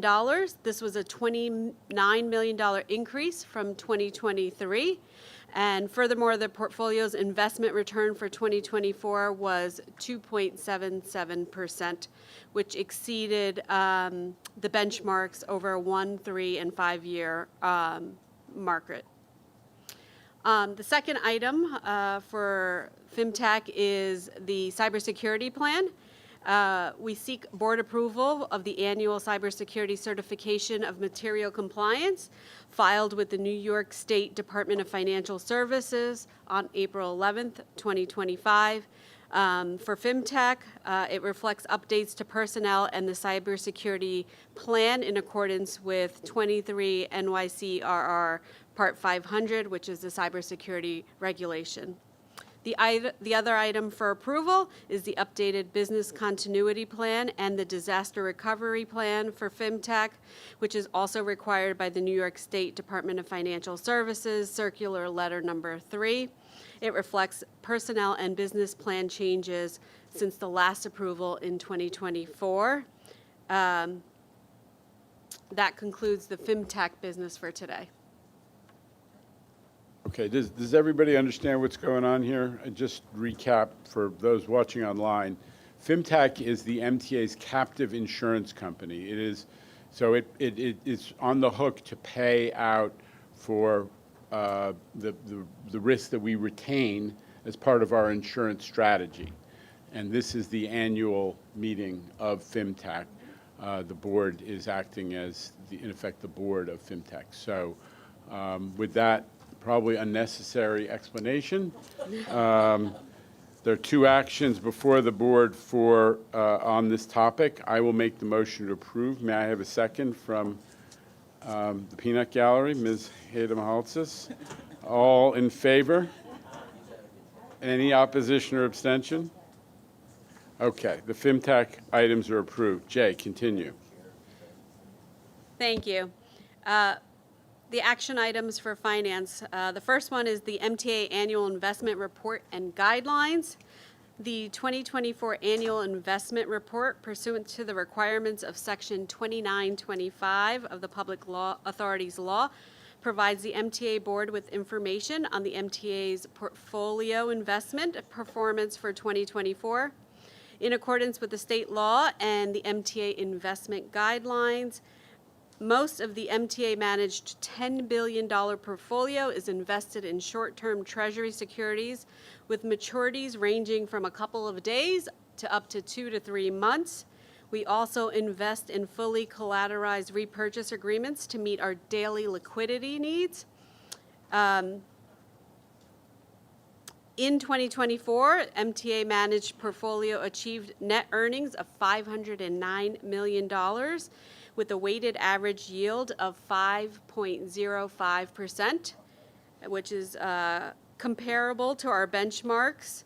It's a little slightly lower than the 1 and 3 month Treasury yields, but higher than our 6 and 12 month averages. We are requesting the board approval of the MTA 2024 Annual Investment Report, as well as the MTA All-Agency Investment Guidelines. Both of those items have been distributed to the board, and Jay's described them. I will make the motion to approve. May I have a second? Mr. Garodnick, thank you. Any questions, discussion by the board? Okay. All in favor? Any opposition or abstention? The investment matters are approved. Jay, one more. Yes. Earlier you heard about the Queens transfer fare promotional item. I will go through the details and ask for your approval on this. We're seeking board's approval to launch a promotional transfer policy beginning on June 29th, 2025, when the Phase 1 of Queens Bus Network redesign takes effect. This promotional transfer policy would be in effect for approximately 6 months to January 2026. The Queens Bus Network redesign plan is a historic effort to bring new and improved transit services to New York's largest and most bus-dependent borough. The MTA is proposing this promotional transfer policy to allow Queens bus riders tapping with Omni one additional bus transfer within a 3-hour period from the time of the initial paid tap. The existing transfer window of 2 hours will remain. Additionally, the existing restrictions on the use of free transfers will remain to minimize the opportunity for round-trip travel and loss of revenue to the MTA. By implementing this promotional policy, the MTA will identify permanent special transfer privileges routes for 2026. Currently, the MTA forgoes about $2.2 million in annual fare revenue due to the 22 Queens bus routes with special transfer privileges, and we would expect the same comparable rates of foregone revenue for the duration of this pilot. Now, I just want to explain one more thing on this, right? We're implementing the 6-month promotional pilot to learn the patterns of these customers because this is such a robust redesign for Queens. And in order for us to implement special permanent transfers, we need to understand the patterns for these customers, and that's why it's a 6-month promotional pilot for us to review what transfers are occurring on the network. Any questions? Any questions? Comments? Okay. I'll make a motion to approve. May I have a second? Thank you, Ms. Soren. All in favor of the proposed promotional transfer policy? Any opposition or abstention? The item carries. The transfer policy is approved. So, Finance Committee information materials, Jay? Sure. In your book, you will see that there's the MTA Deferred Compensation Program, our annual station maintenance billing staff summary. You heard in Audit Committee, the 2024 Quarter 4 financial statements were presented. There's also a presentation on our MTA-sponsored pension and retirement funds report, and also the traditional consolidated reports. A couple things I want to highlight for the consolidated reports. Overall, year-to-date, the MTA is favorable on revenue, subsidies, and expenses by $257 million. Passenger revenues were favorable by 2%, or $30 million, while other revenue reflects higher reimbursement for paratransit expenses. Other subsidies are favorable by $129 million, primarily driven by the payroll mobility tax and real estate taxes that have been higher in the first 4 months of this year. And expenses were slightly favorable to budget by almost $40 million as well. congestion relief revenue, I always report at Finance Committee, so I just wanted to give you the results for the month of April and then year-to-date. We continue to be on target with our projections. The program collected $56.7 million for the month of April, making year-to-date revenue totaling $215.7 million. We also had accrued expenses of $46.7 million through April, for a net $169 million for the first 4 months of congestion relief revenue net. Questions or comments on the information items? Okay, we're holding to projections. That's, correct. I think, the message. We do have, I mean, I'm just talking about the expenses, the net on our expenses and revenues. The paratransit costs are real. They are, because we're getting so many more riders and making so many more trips, our costs have gone up dramatically. This is one area where the budget resolution did not, you know, we're obviously extremely grateful to the governor in particular and the legislature. But one thing that didn't come out exactly as we had hoped is the city is not reimbursing us more for paratransit. So as the costs go up, along with ridership and demand, which is good news. People are liking the service. They're getting better service. They're using it more. But we are footing more of the bill. And that is going to be something to be watched as time goes on, because it's going to contribute to the fiscal challenges that I think Neil referred to earlier. But with that, thank you, Jay, for the information items. And I'm going to put it over to Lizette for procurements. There are 3 MTA headquarter items this month for Finance Committee approval in the estimated amount of $22.2 million. These actions are found in the Finance Committee book. The first item is a request to award a 3-year non-competitive personal services contract to Marine Tiger Technologies Corporation to furnish project management consulting services for the transition to the new Paratransit technology system, which provides essential scheduling and routing support for daily paratransit operations. The contract's estimated value is $5.6 million, and Marine Tiger will work with Paratransit to closely manage the selected PTS vendor that will build the new system, ensure that it meets all of the business and technical requirements, and that it will be delivered on time and on budget.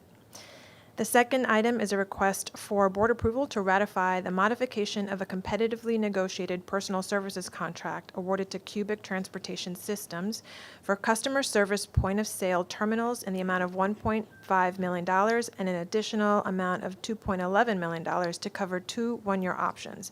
The total requested amount is $3.65 million.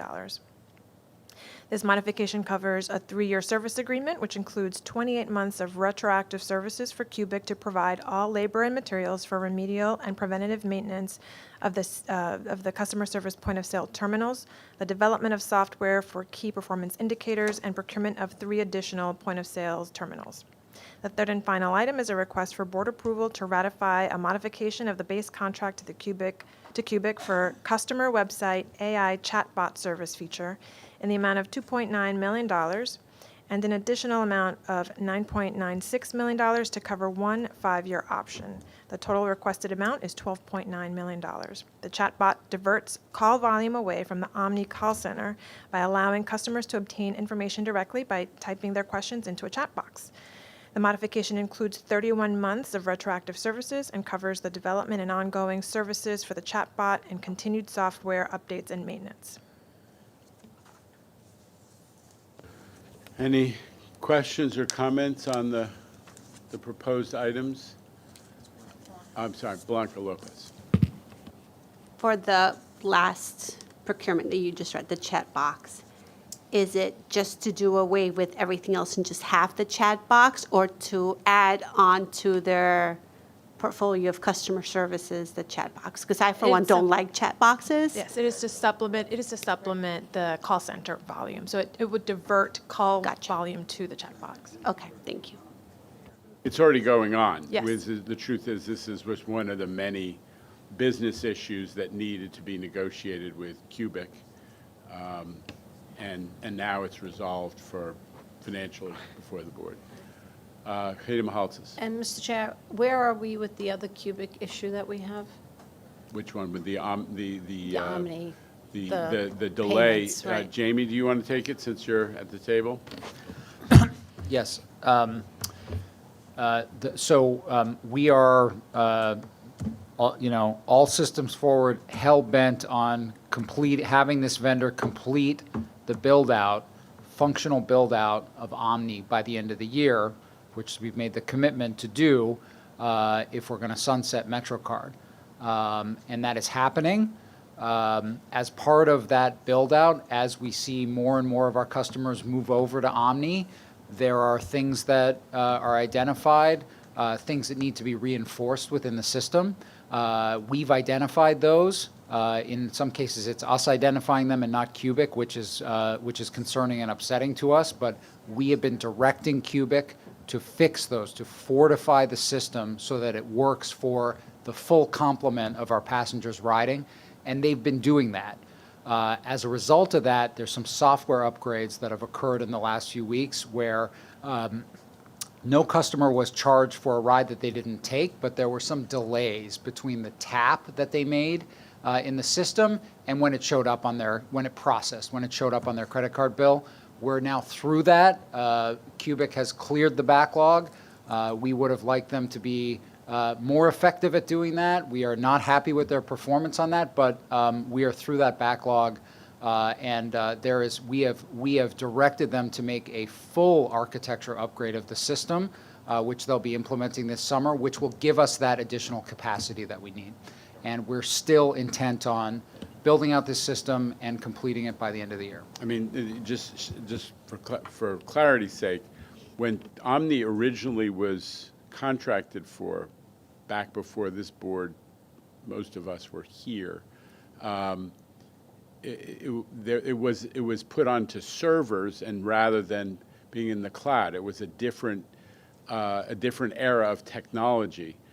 We're now struggling, and Cubic is struggling, but as Jamie said, our position to them is you guys need to be identifying the constraints in the system and responding and configuring the system so that we don't have these customer-related impacts. And then, just to follow up on Jamie, so when the Omni is built out and we go fully Omni at the end of the year, Cubic stays on to do customer service? Isn't that an issue? Yes, they do have an operating contract with us to operate the system for a limited period of time. I'm looking at Amy Linden for the duration of that. It's about 12 years, but we will be holding them accountable. In fact, there are KPIs established in the contract for the performance of the system, and we're going to be holding them accountable for those KPIs, taking credits where appropriate. We're certainly not afraid to use all of our contractual leverage to ensure that. As we are now. I mean, we're taking credits right now. Yes. When they come up short, right, Jamie? Yes. Okay. Hayden, is that responsive? Okay.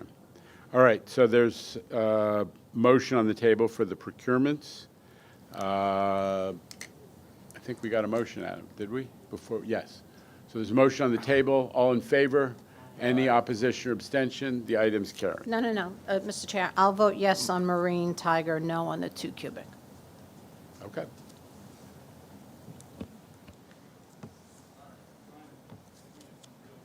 We have some real estate items. Mr. Florio. Real estate has 1 administrative and 5 transactional action items for consideration and approval. The administrative action item is for the MTA, and it's an authorization to acquire property interests by negotiated agreement or eminent domain in the Bronx and New Rochelle for the Penn Station Access Project.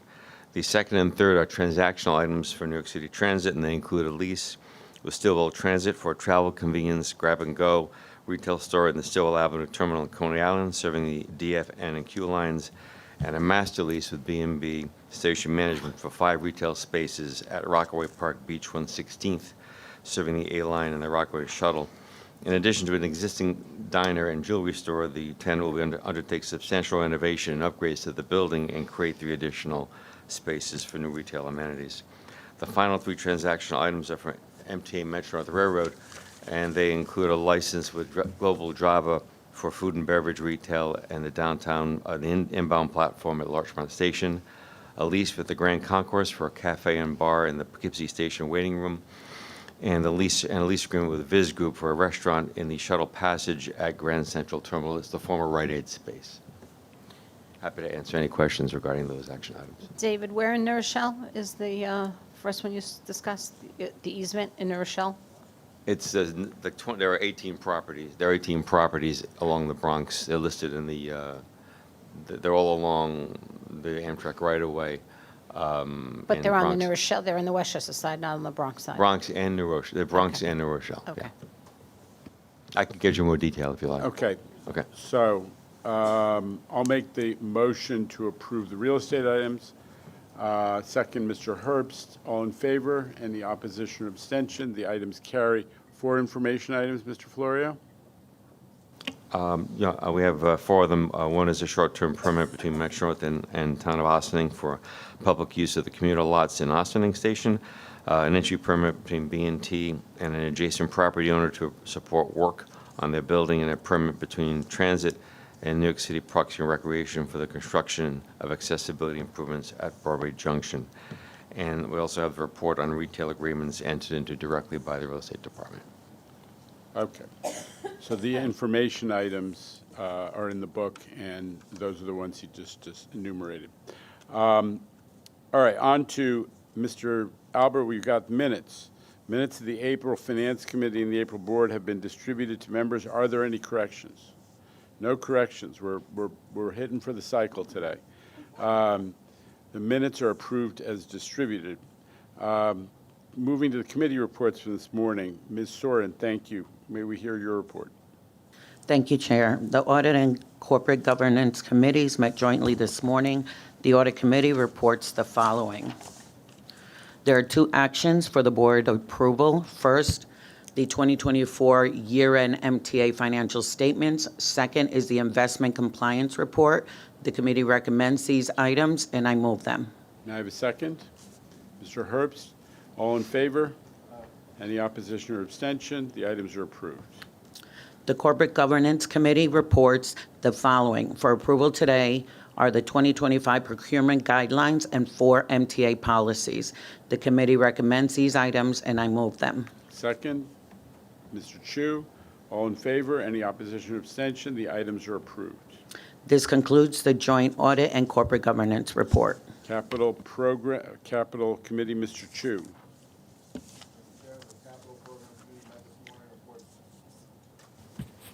The Capital Program Committee met this morning and reports the following. Construction Development has 27 actions for a proposed expenditure of $35.6 million. The committee recommends these items, and I move them. Second, Mr. Mack. All in favor? Any opposition or abstention? The items are approved. The operating committees also met jointly and have, as I understand, no board items for approval today. But I am told to send it to Ms. Mahaltzis to say exactly the same thing, but that's wrong. So I'm not sending it to you. With Whatever that- he said. What? Whatever he said. Okay. All right.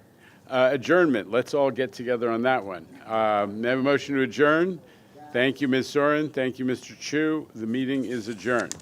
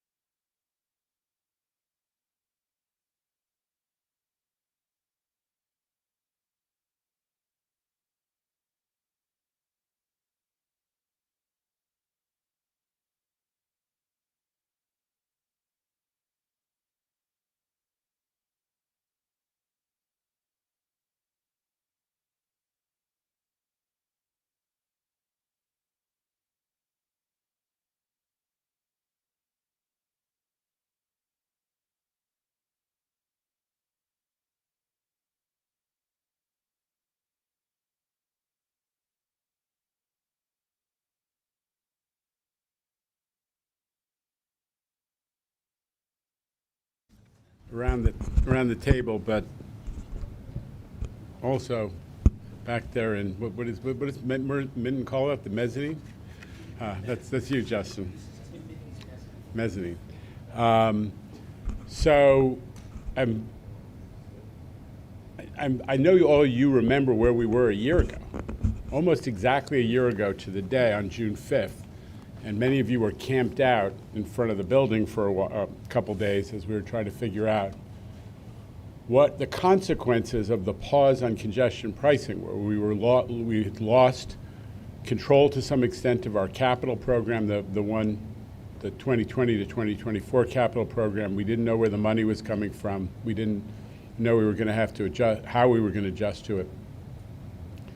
And we certainly didn't know if we were going to have a new capital program. And what a difference a year makes. That today, we're celebrating the congestion pricing isn't just surviving, congestion pricing is thriving. Where's Steph? Look at that, today's hard copy New York Times. All the details, 3 full pages of details about the way that congestion pricing has already changed life in New York City. Congestion pricing is thriving. New Yorkers are appreciating it and seeing the benefits. And we have a capital program which is the largest in MTA history and was, for the first time, I think really reflects an acknowledgement by Albany under the governor's leadership that this is not, some weird bailout that needs to be dealt with. This is part of the regular business of state government, that we have to invest in this essential infrastructure that makes our unbelievable powerhouse of an economy possible. And the legislature and all of Albany has stepped up. And we have a capital program that's up and running. So what a difference a year makes. It really is. We were together in the back just now. And a few of us remember that moment, a year ago when we were consoling people who were brokenhearted about the congestion pricing mission, and here we are, a lot to celebrate from that standpoint, and for everybody who cares about transit. Minton. All right, starting today with Samantha Liebman, New York 1. Sam, your minutes from a live shot. Go. Thank you. I appreciate it. Hi, Jano. So, 2 things. You seem sort of hesitant to attribute the increase in ridership to congestion pricing and more to on-time performance. But as a rider, I'm not thinking about on-time performance. We've made it that good that you don't. That's great. Well, would you attribute some of it? Sam, I've gone through the numbers with you. This is not an ideological issue. It's just the numbers. There are only 140,000 people who drive to the city as commuters. So even if we got a big chunk of them as a result of congestion pricing moving to mass transit, which is good, it's one of the goals, it's not accounting for the surge in ridership that we're seeing. So we do think that other factors are at work. The city's economy is growing. That's great news. Ridership is growing because, in part because service is great and people are taking advantage, we believe, of the simplicity of the fare payment system that we've inaugurated, which is Omni. So we could try to disentangle all those factors, but I'm not trying to make any point by prioritizing one over the other. I'm just looking at the numbers. And also, could you just explain in more simple terms, less, economics, whatever, dumb it down for my viewers, how you're going to make up that $3 billion in the capital plan funding? Kevin, do you want to come up and take a crack, or is Kevin here? Yeah. Okay. Like the simplest terms, no jargon. Sam, there was a Kevin put up bring it up. Kevin put up one slide that I think was really important. Is we're going to save money on the capital program. That's number one. Number two, we're going to look to. We have still work that's being completed from prior capital programs, and there are savings to be harvested in there. Projects are being finished, and then you can take the money that's left over once a project is completed. We're going to sell assets. That's a euphemism for real estate, that we have pieces of real estate that we look to from time to time to get rid of. And we also do, some of it is technical. When we do debt refundings, there are savings to be achieved by a lower interest rate or the whole refunding process. So those are the building blocks of how we're going to save it. But a lot of it is learning what we've accomplished by learning how to do projects faster, better, and cheaper. We think we can get more work done. Like we can do projects, power projects cheaper. We're doing escalators cheaper. We're doing ADA stations cheaper. We think that we can squeeze out some savings in the capital program itself, as well as these other tools that I've talked about. Is that responsive? Yeah, I mean, I just in the economic environment with tariffs and possible inflation, all of these other things, you still think you can do this? Listen, there's no question that there are lots of challenges, but we're getting better at executing capital projects, and the market is starting to recognize. In an environment, remember, Sam, there ain't much union residential construction going on in New York right now, and so infrastructure, and there are no new office buildings being built in New York, union.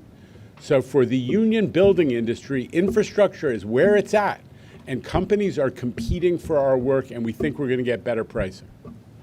All right, let's move on to Elijah Westbrook, CBS 2, also running for a live shot. Elijah. Hey, good afternoon, Jano.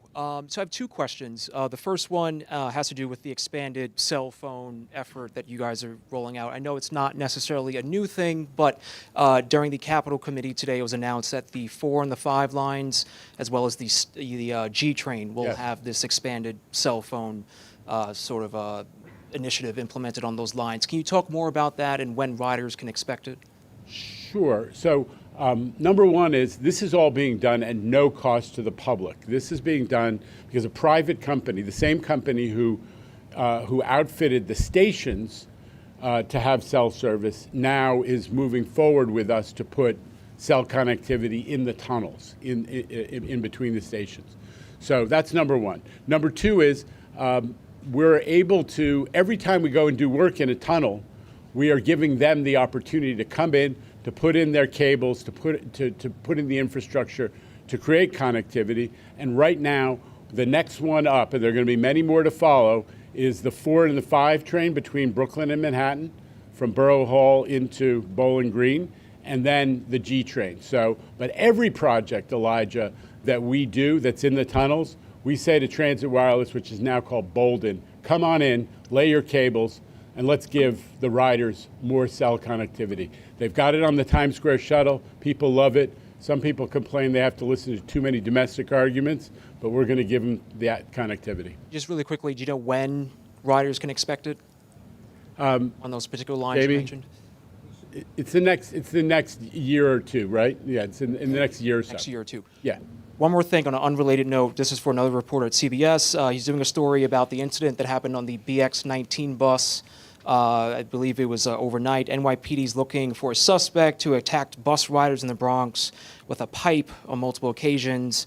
What are your comments on this investigation? Well, when anyone attacks one of our riders, our reaction is we want the cops to collar them as quickly as possible, and we want them prosecuted to the maximum possible extent. We have plenty of video. We always do on buses, and we're confident the cops are going to catch him, and we want the criminal justice system to give it to him good. All right, moving on. He's here in person from the East. Alfonso Castillo of Newsday. Alfonso. Hi, Jano. A question that might be for Kathy. She mentioned Suffolk County joining the Joint Task Force on ghost vehicles, and just interested in how that might work a little further away. They don't share a border with you. They don't have tolls. I know Commissioner over there has raised that, some of those issues as potentially a disincentive to joining. What are the benefits of having a Suffolk County as part of the task force? You know, and I think when you look at our our customers, right, they come from the entire region.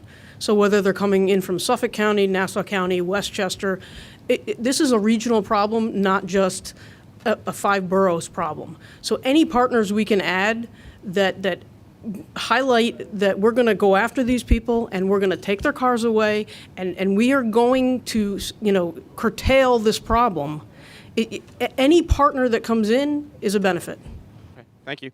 For Jano, there were some Long Island Railroad union officials who spoke about this contract that passed, as they described it, suggested that this might end up the way New Jersey Transit did. I mean, is that something that riders should be concerned about?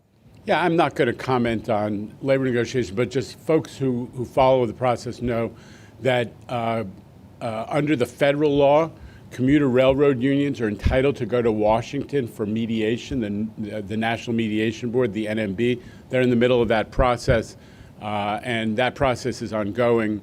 We don't see any, they would have to get released from mediation, and then there's a whole other long, lengthy process before anybody could do anything like a job action. And we don't see that happening in the near term. But we're going to continue to negotiate with those unions to resolve, as we have with the other large Long Island Railroad unions already. All right, let's move to Dave Colon of Streets Blog. He is keeping hope alive. Be nice. Keeping it alive.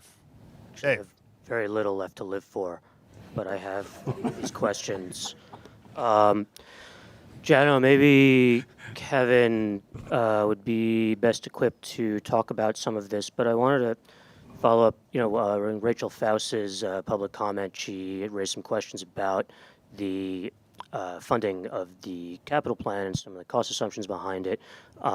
She asked for certain things to be made public, including how much you think you're going to be raising every year from the PMT from 26 to 28, and also, if you could share how you put your cost inflation assumptions into the capital plans, overall plan. So is the MTA going to make any of that public? Is this going to become something that people can take a look at so they can understand?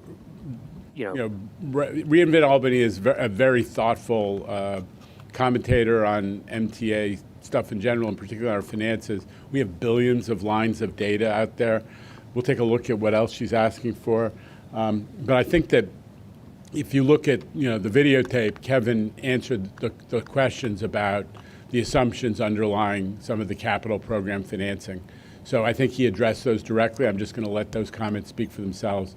Dave, you're a Knicks fan like you can definitely good at watching the videotape and learning from it. So go. Come on, that's a cheap shot. I also guess I will return with one of my own then, which is the tendency, the idea of the capital plans are supposed to be, well, we don't finish it in 5 years, but we commit everything within 5 years.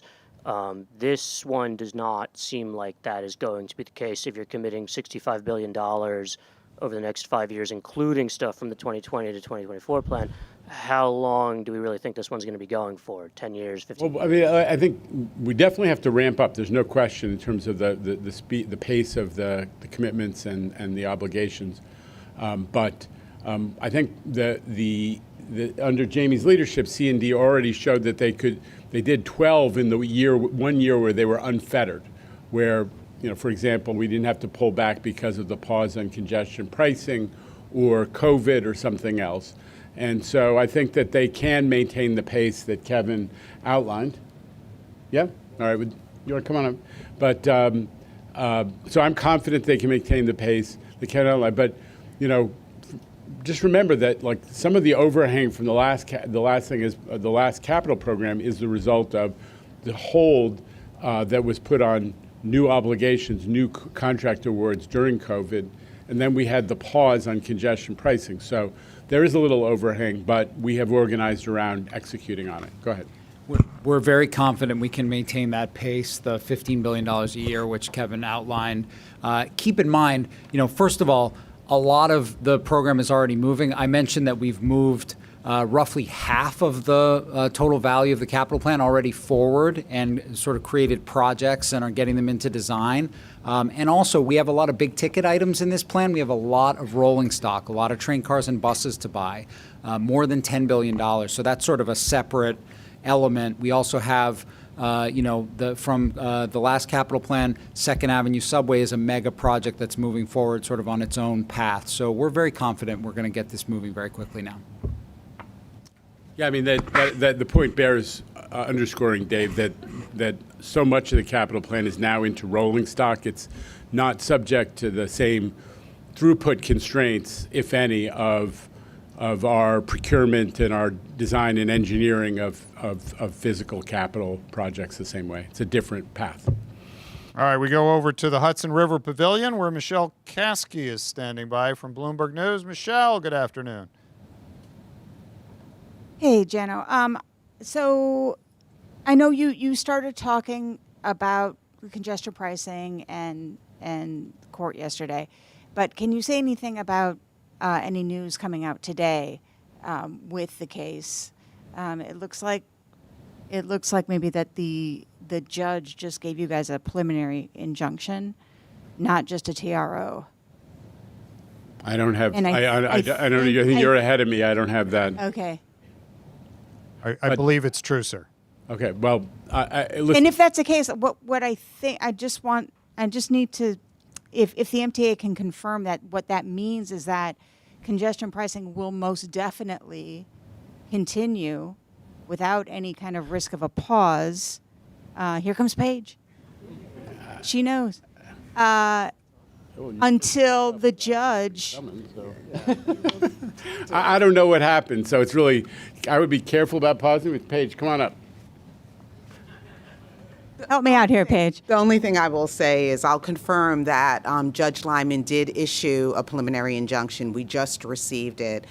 Have not looked at the details of his decision, but it's positive news. As the chairman said, the judge said yesterday that there was a likelihood of success in the merits, and that decision supports that. But when you say that's positive news, meaning, does this definitely mean that congestion pricing will continue until the judge makes his ruling on the merits of the? Listen, I think the judge has made it pretty clear what he does not want, and I'm confident that that will continue in force as necessary until he has an opportunity to decide the merits of the case.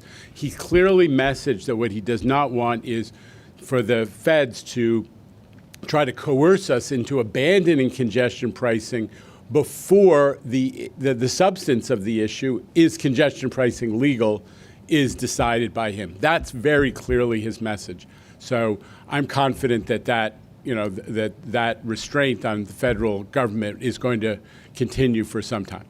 All right, right next door, we're going to the purveyor of the On the Way newsletter, everybody. From WNYC in Gotham, it's Steve Nesson. Steve. Hey, Jano.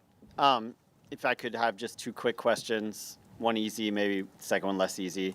One question is, I think 2.5 years ago, Omni took down the ability to check the transaction history, and on the website it just says MTA is evaluating new tools. Yeah. Is that going to come back, do you think? I'll have to get back to you. I just don't know the status of that particular feature of Omni. I just don't know it. And second question maybe is more fun to answer. When Andy Byford resigned from the MTA in 2020, he said it was because he lost his ability to do the construction projects. They were turned over to you as head of capital construction. Do you feel there's a certain amount of irony now that Byford's returning to lead the Penn Station project and it was just taken away from you? I think the point of that question is for you to ask it, and so we've finished that.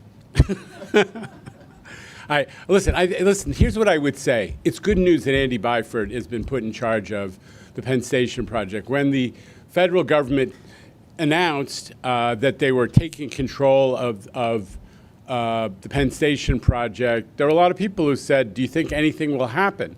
Well, now, it's still uncertain where it's going to head, but you've got somebody who has worked in rail and in transit, and is clearly capable of understanding the importance of that facility to subway customers as well as to rail passengers, and somebody who's a transit professional that we all respect. I think that is very good news. Where the project is headed is still an open question. The governor's made it clear that she expects the federal government to take leadership and take responsibility financially for this project, and we haven't begun to have discussions about the substance yet. All right, if we could direct attention to the Zoom machine, sir. We've got Hank Russell. He's from Long Island Life and Politics. Hank.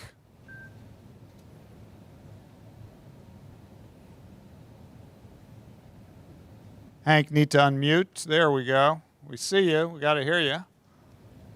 And you're muted, Hank. All right, we're going to move on in the room. We'll pick him up when he's available. Rai Rivard is right here at a microphone from Politico. Rai. Hi. Amtrak has begun work on the East River tunnels. I wonder if you can provide any kind of update on the last pre-construction meeting you had with them and the governor late last week, and sort of how things are going so far. Were they able to assuage your concerns, or is it still of the moment? Well, they haven't entirely assuaged our concerns because they had problems in line 2, which is the one they're taking out, over the weekend. So, the point that Rob Free has made, and, thanks to the governor, we've made Amtrak pay attention to, and also gotten to the public's understanding, is that Amtrak has to take this outage seriously.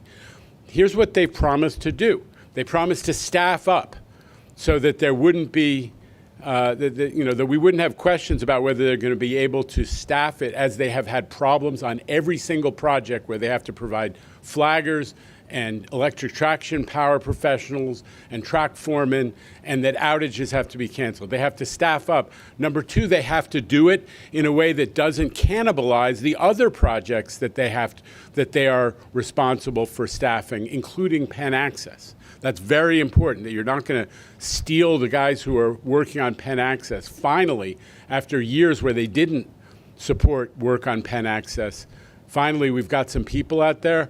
It'd be a problem if Amtrak takes them all away for the ERT. They've got to do all the prep work that Rob has outlined for them, and I'll bring him up in a question in a moment just to get into some of that.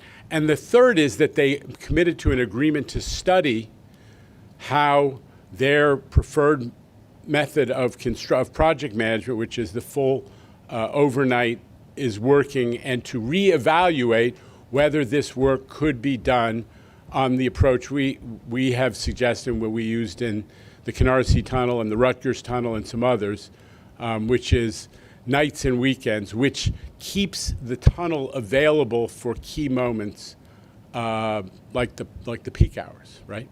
So, Rob, do you want to come up and talk about what the issues are that you have asked Amtrak insisted that Amtrak address? And I just want to say again that Governor Hochul's intervention has extracted solutions from Amtrak, or commitments from Amtrak, that would not have been possible otherwise. And we do appreciate her intervention. But Rob has been raising this for a while. Thanks, Jano. Jano covered most of it, but the governor really emphasized to Amtrak that they have to take this project seriously. And some of the added things that we're looking for them is inspection plans, detailed inspection plans. What have they done before the outage? What were the results of those inspections? And what repairs have they done to mitigate them? And then even further, as inspections go on, as we go through this outage, to ramp up inspections, not just follow regulatory, mandatory inspections. Be proactive. Go out and try to find things rather than it finding us. And then also, what are they doing as far as operational plans to mitigate any possible service disruption? Where is key equipment going to be located? Where is that staffing going to be located? What hierarchy? What points of contact do we have? And then lastly, from the project perspective, what do they have? What's their hierarchy? What's their project management? Who's in charge of this project? And what type of updates are we going to get on a regular basis to ensure that this project maintains schedule and finishes on time?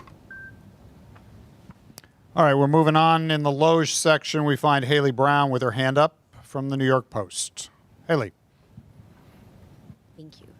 Okay, so $3 billion of the capital plan is self-funded, but none of the self-funding ideas are guaranteed to work.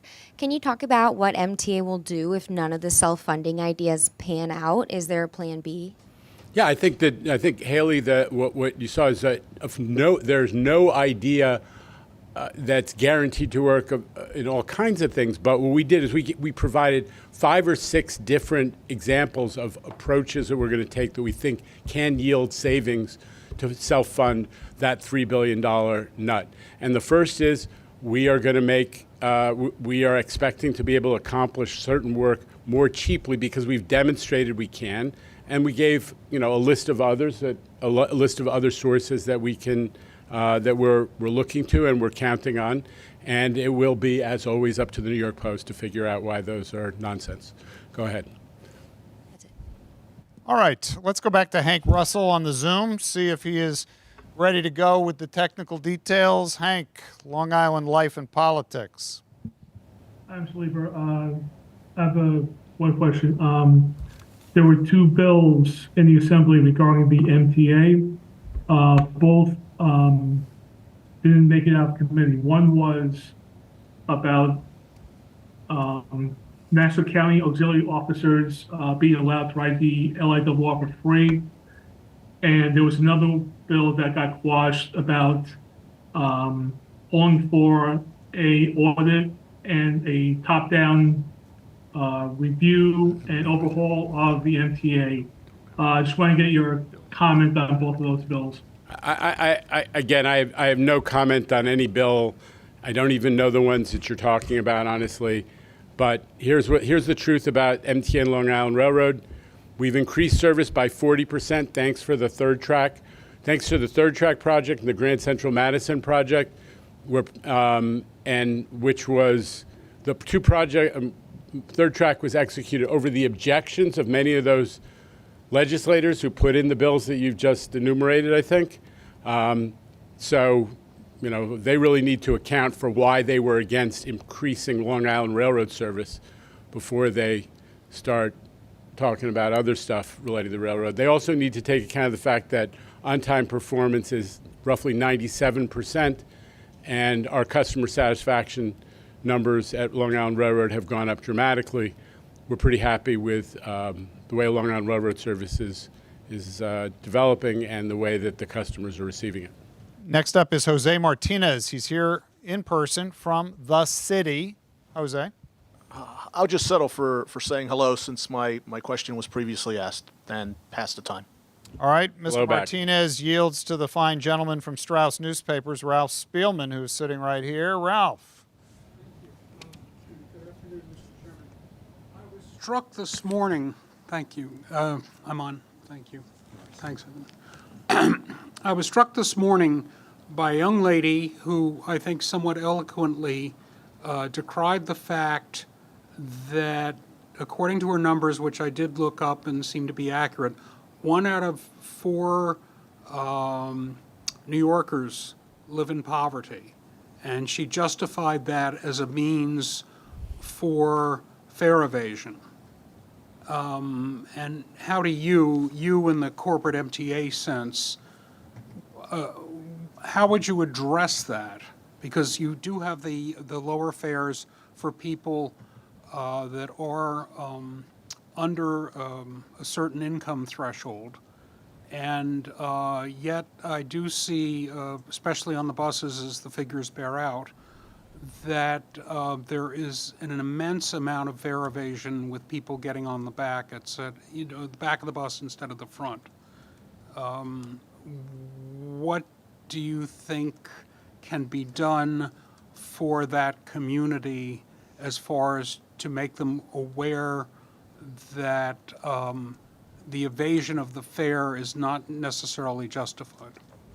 Okay, a lot of issues to unpack there. I mean, the number one response I would have, Ralph, is that MTA in our fight against fare evasion has always prioritized making sure that fare evasion is never a crime of poverty. So we have been huge advocates of the so-called Fair Fares program, which is operated by the city, but we've gone a step further.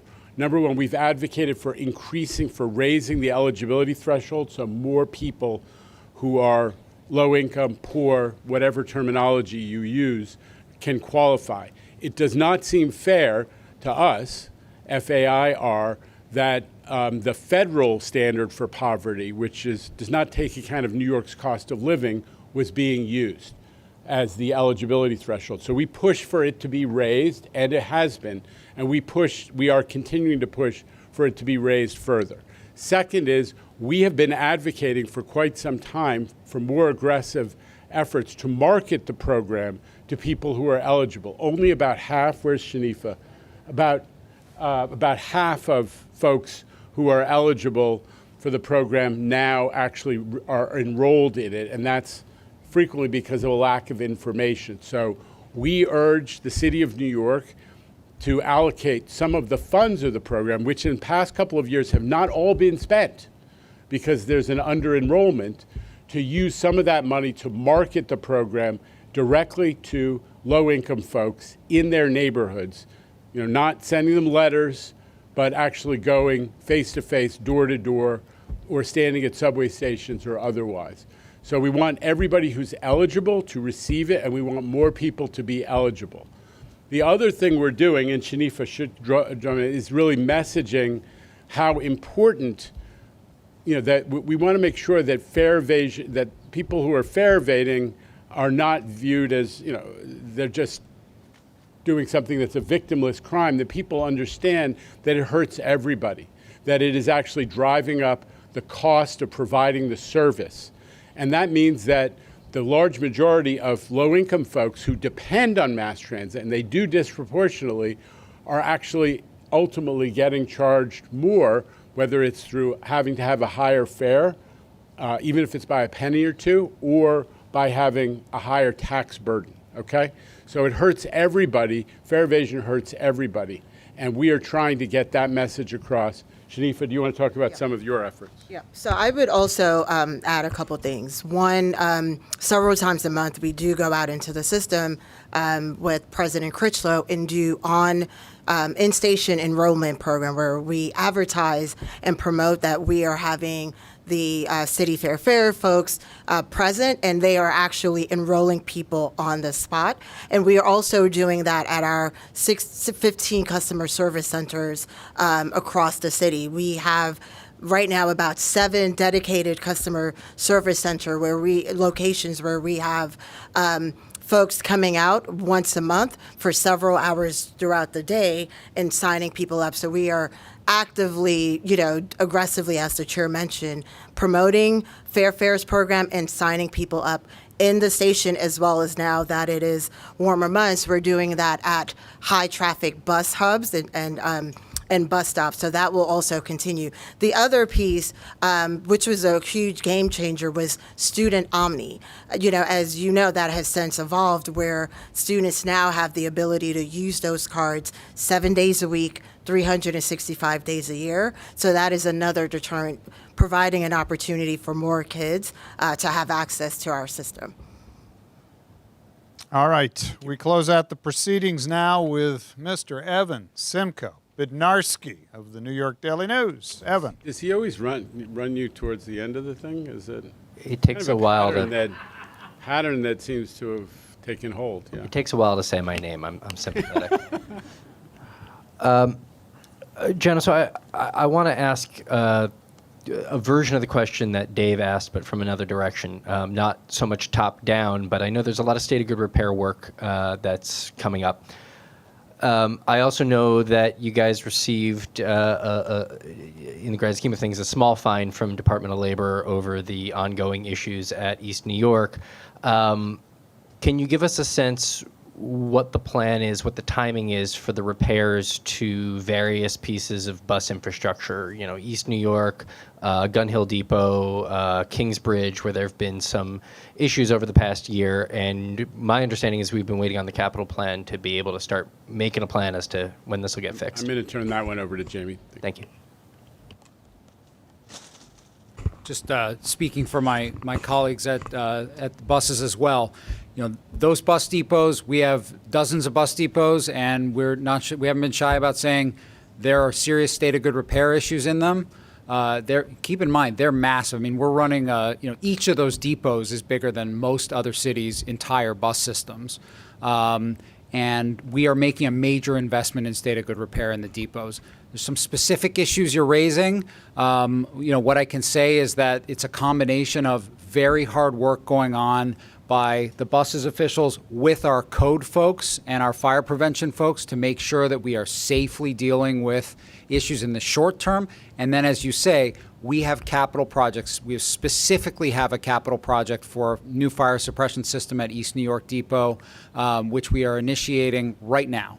And trying to get that done as quickly as we can so that we can ensure that we have both short-term safety for fire suppression within that depot, and also we solve the problem in the long run. Working very hard on that. How old is the fire suppression system? It does bear mention every time you get into this, and I know you do, how old that system is. It's decades old. It's decades old. It is not in good condition. We're ensuring that the depot is safe. But the only thing we can do is replace that system. That's the only solution we have available to us. My understanding is that the RFP, you were hoping to make an award specifically for East New York by the end of next month. Is that still on schedule? I don't have a specific month-to-month date, but we're looking at all of our options for accelerating putting that new system in. Thank you. All right, thanks everybody. We're going to give good wishes to Ann Menino. She's a longtime accessibility advocate. She's with us. Milestone birthday, everybody. Ann Menino, congratulations. Thanks to Chris, Rob, Kathy, Jamie, and the entire team. Jano, have a great afternoon, everybody from Lower Manhattan.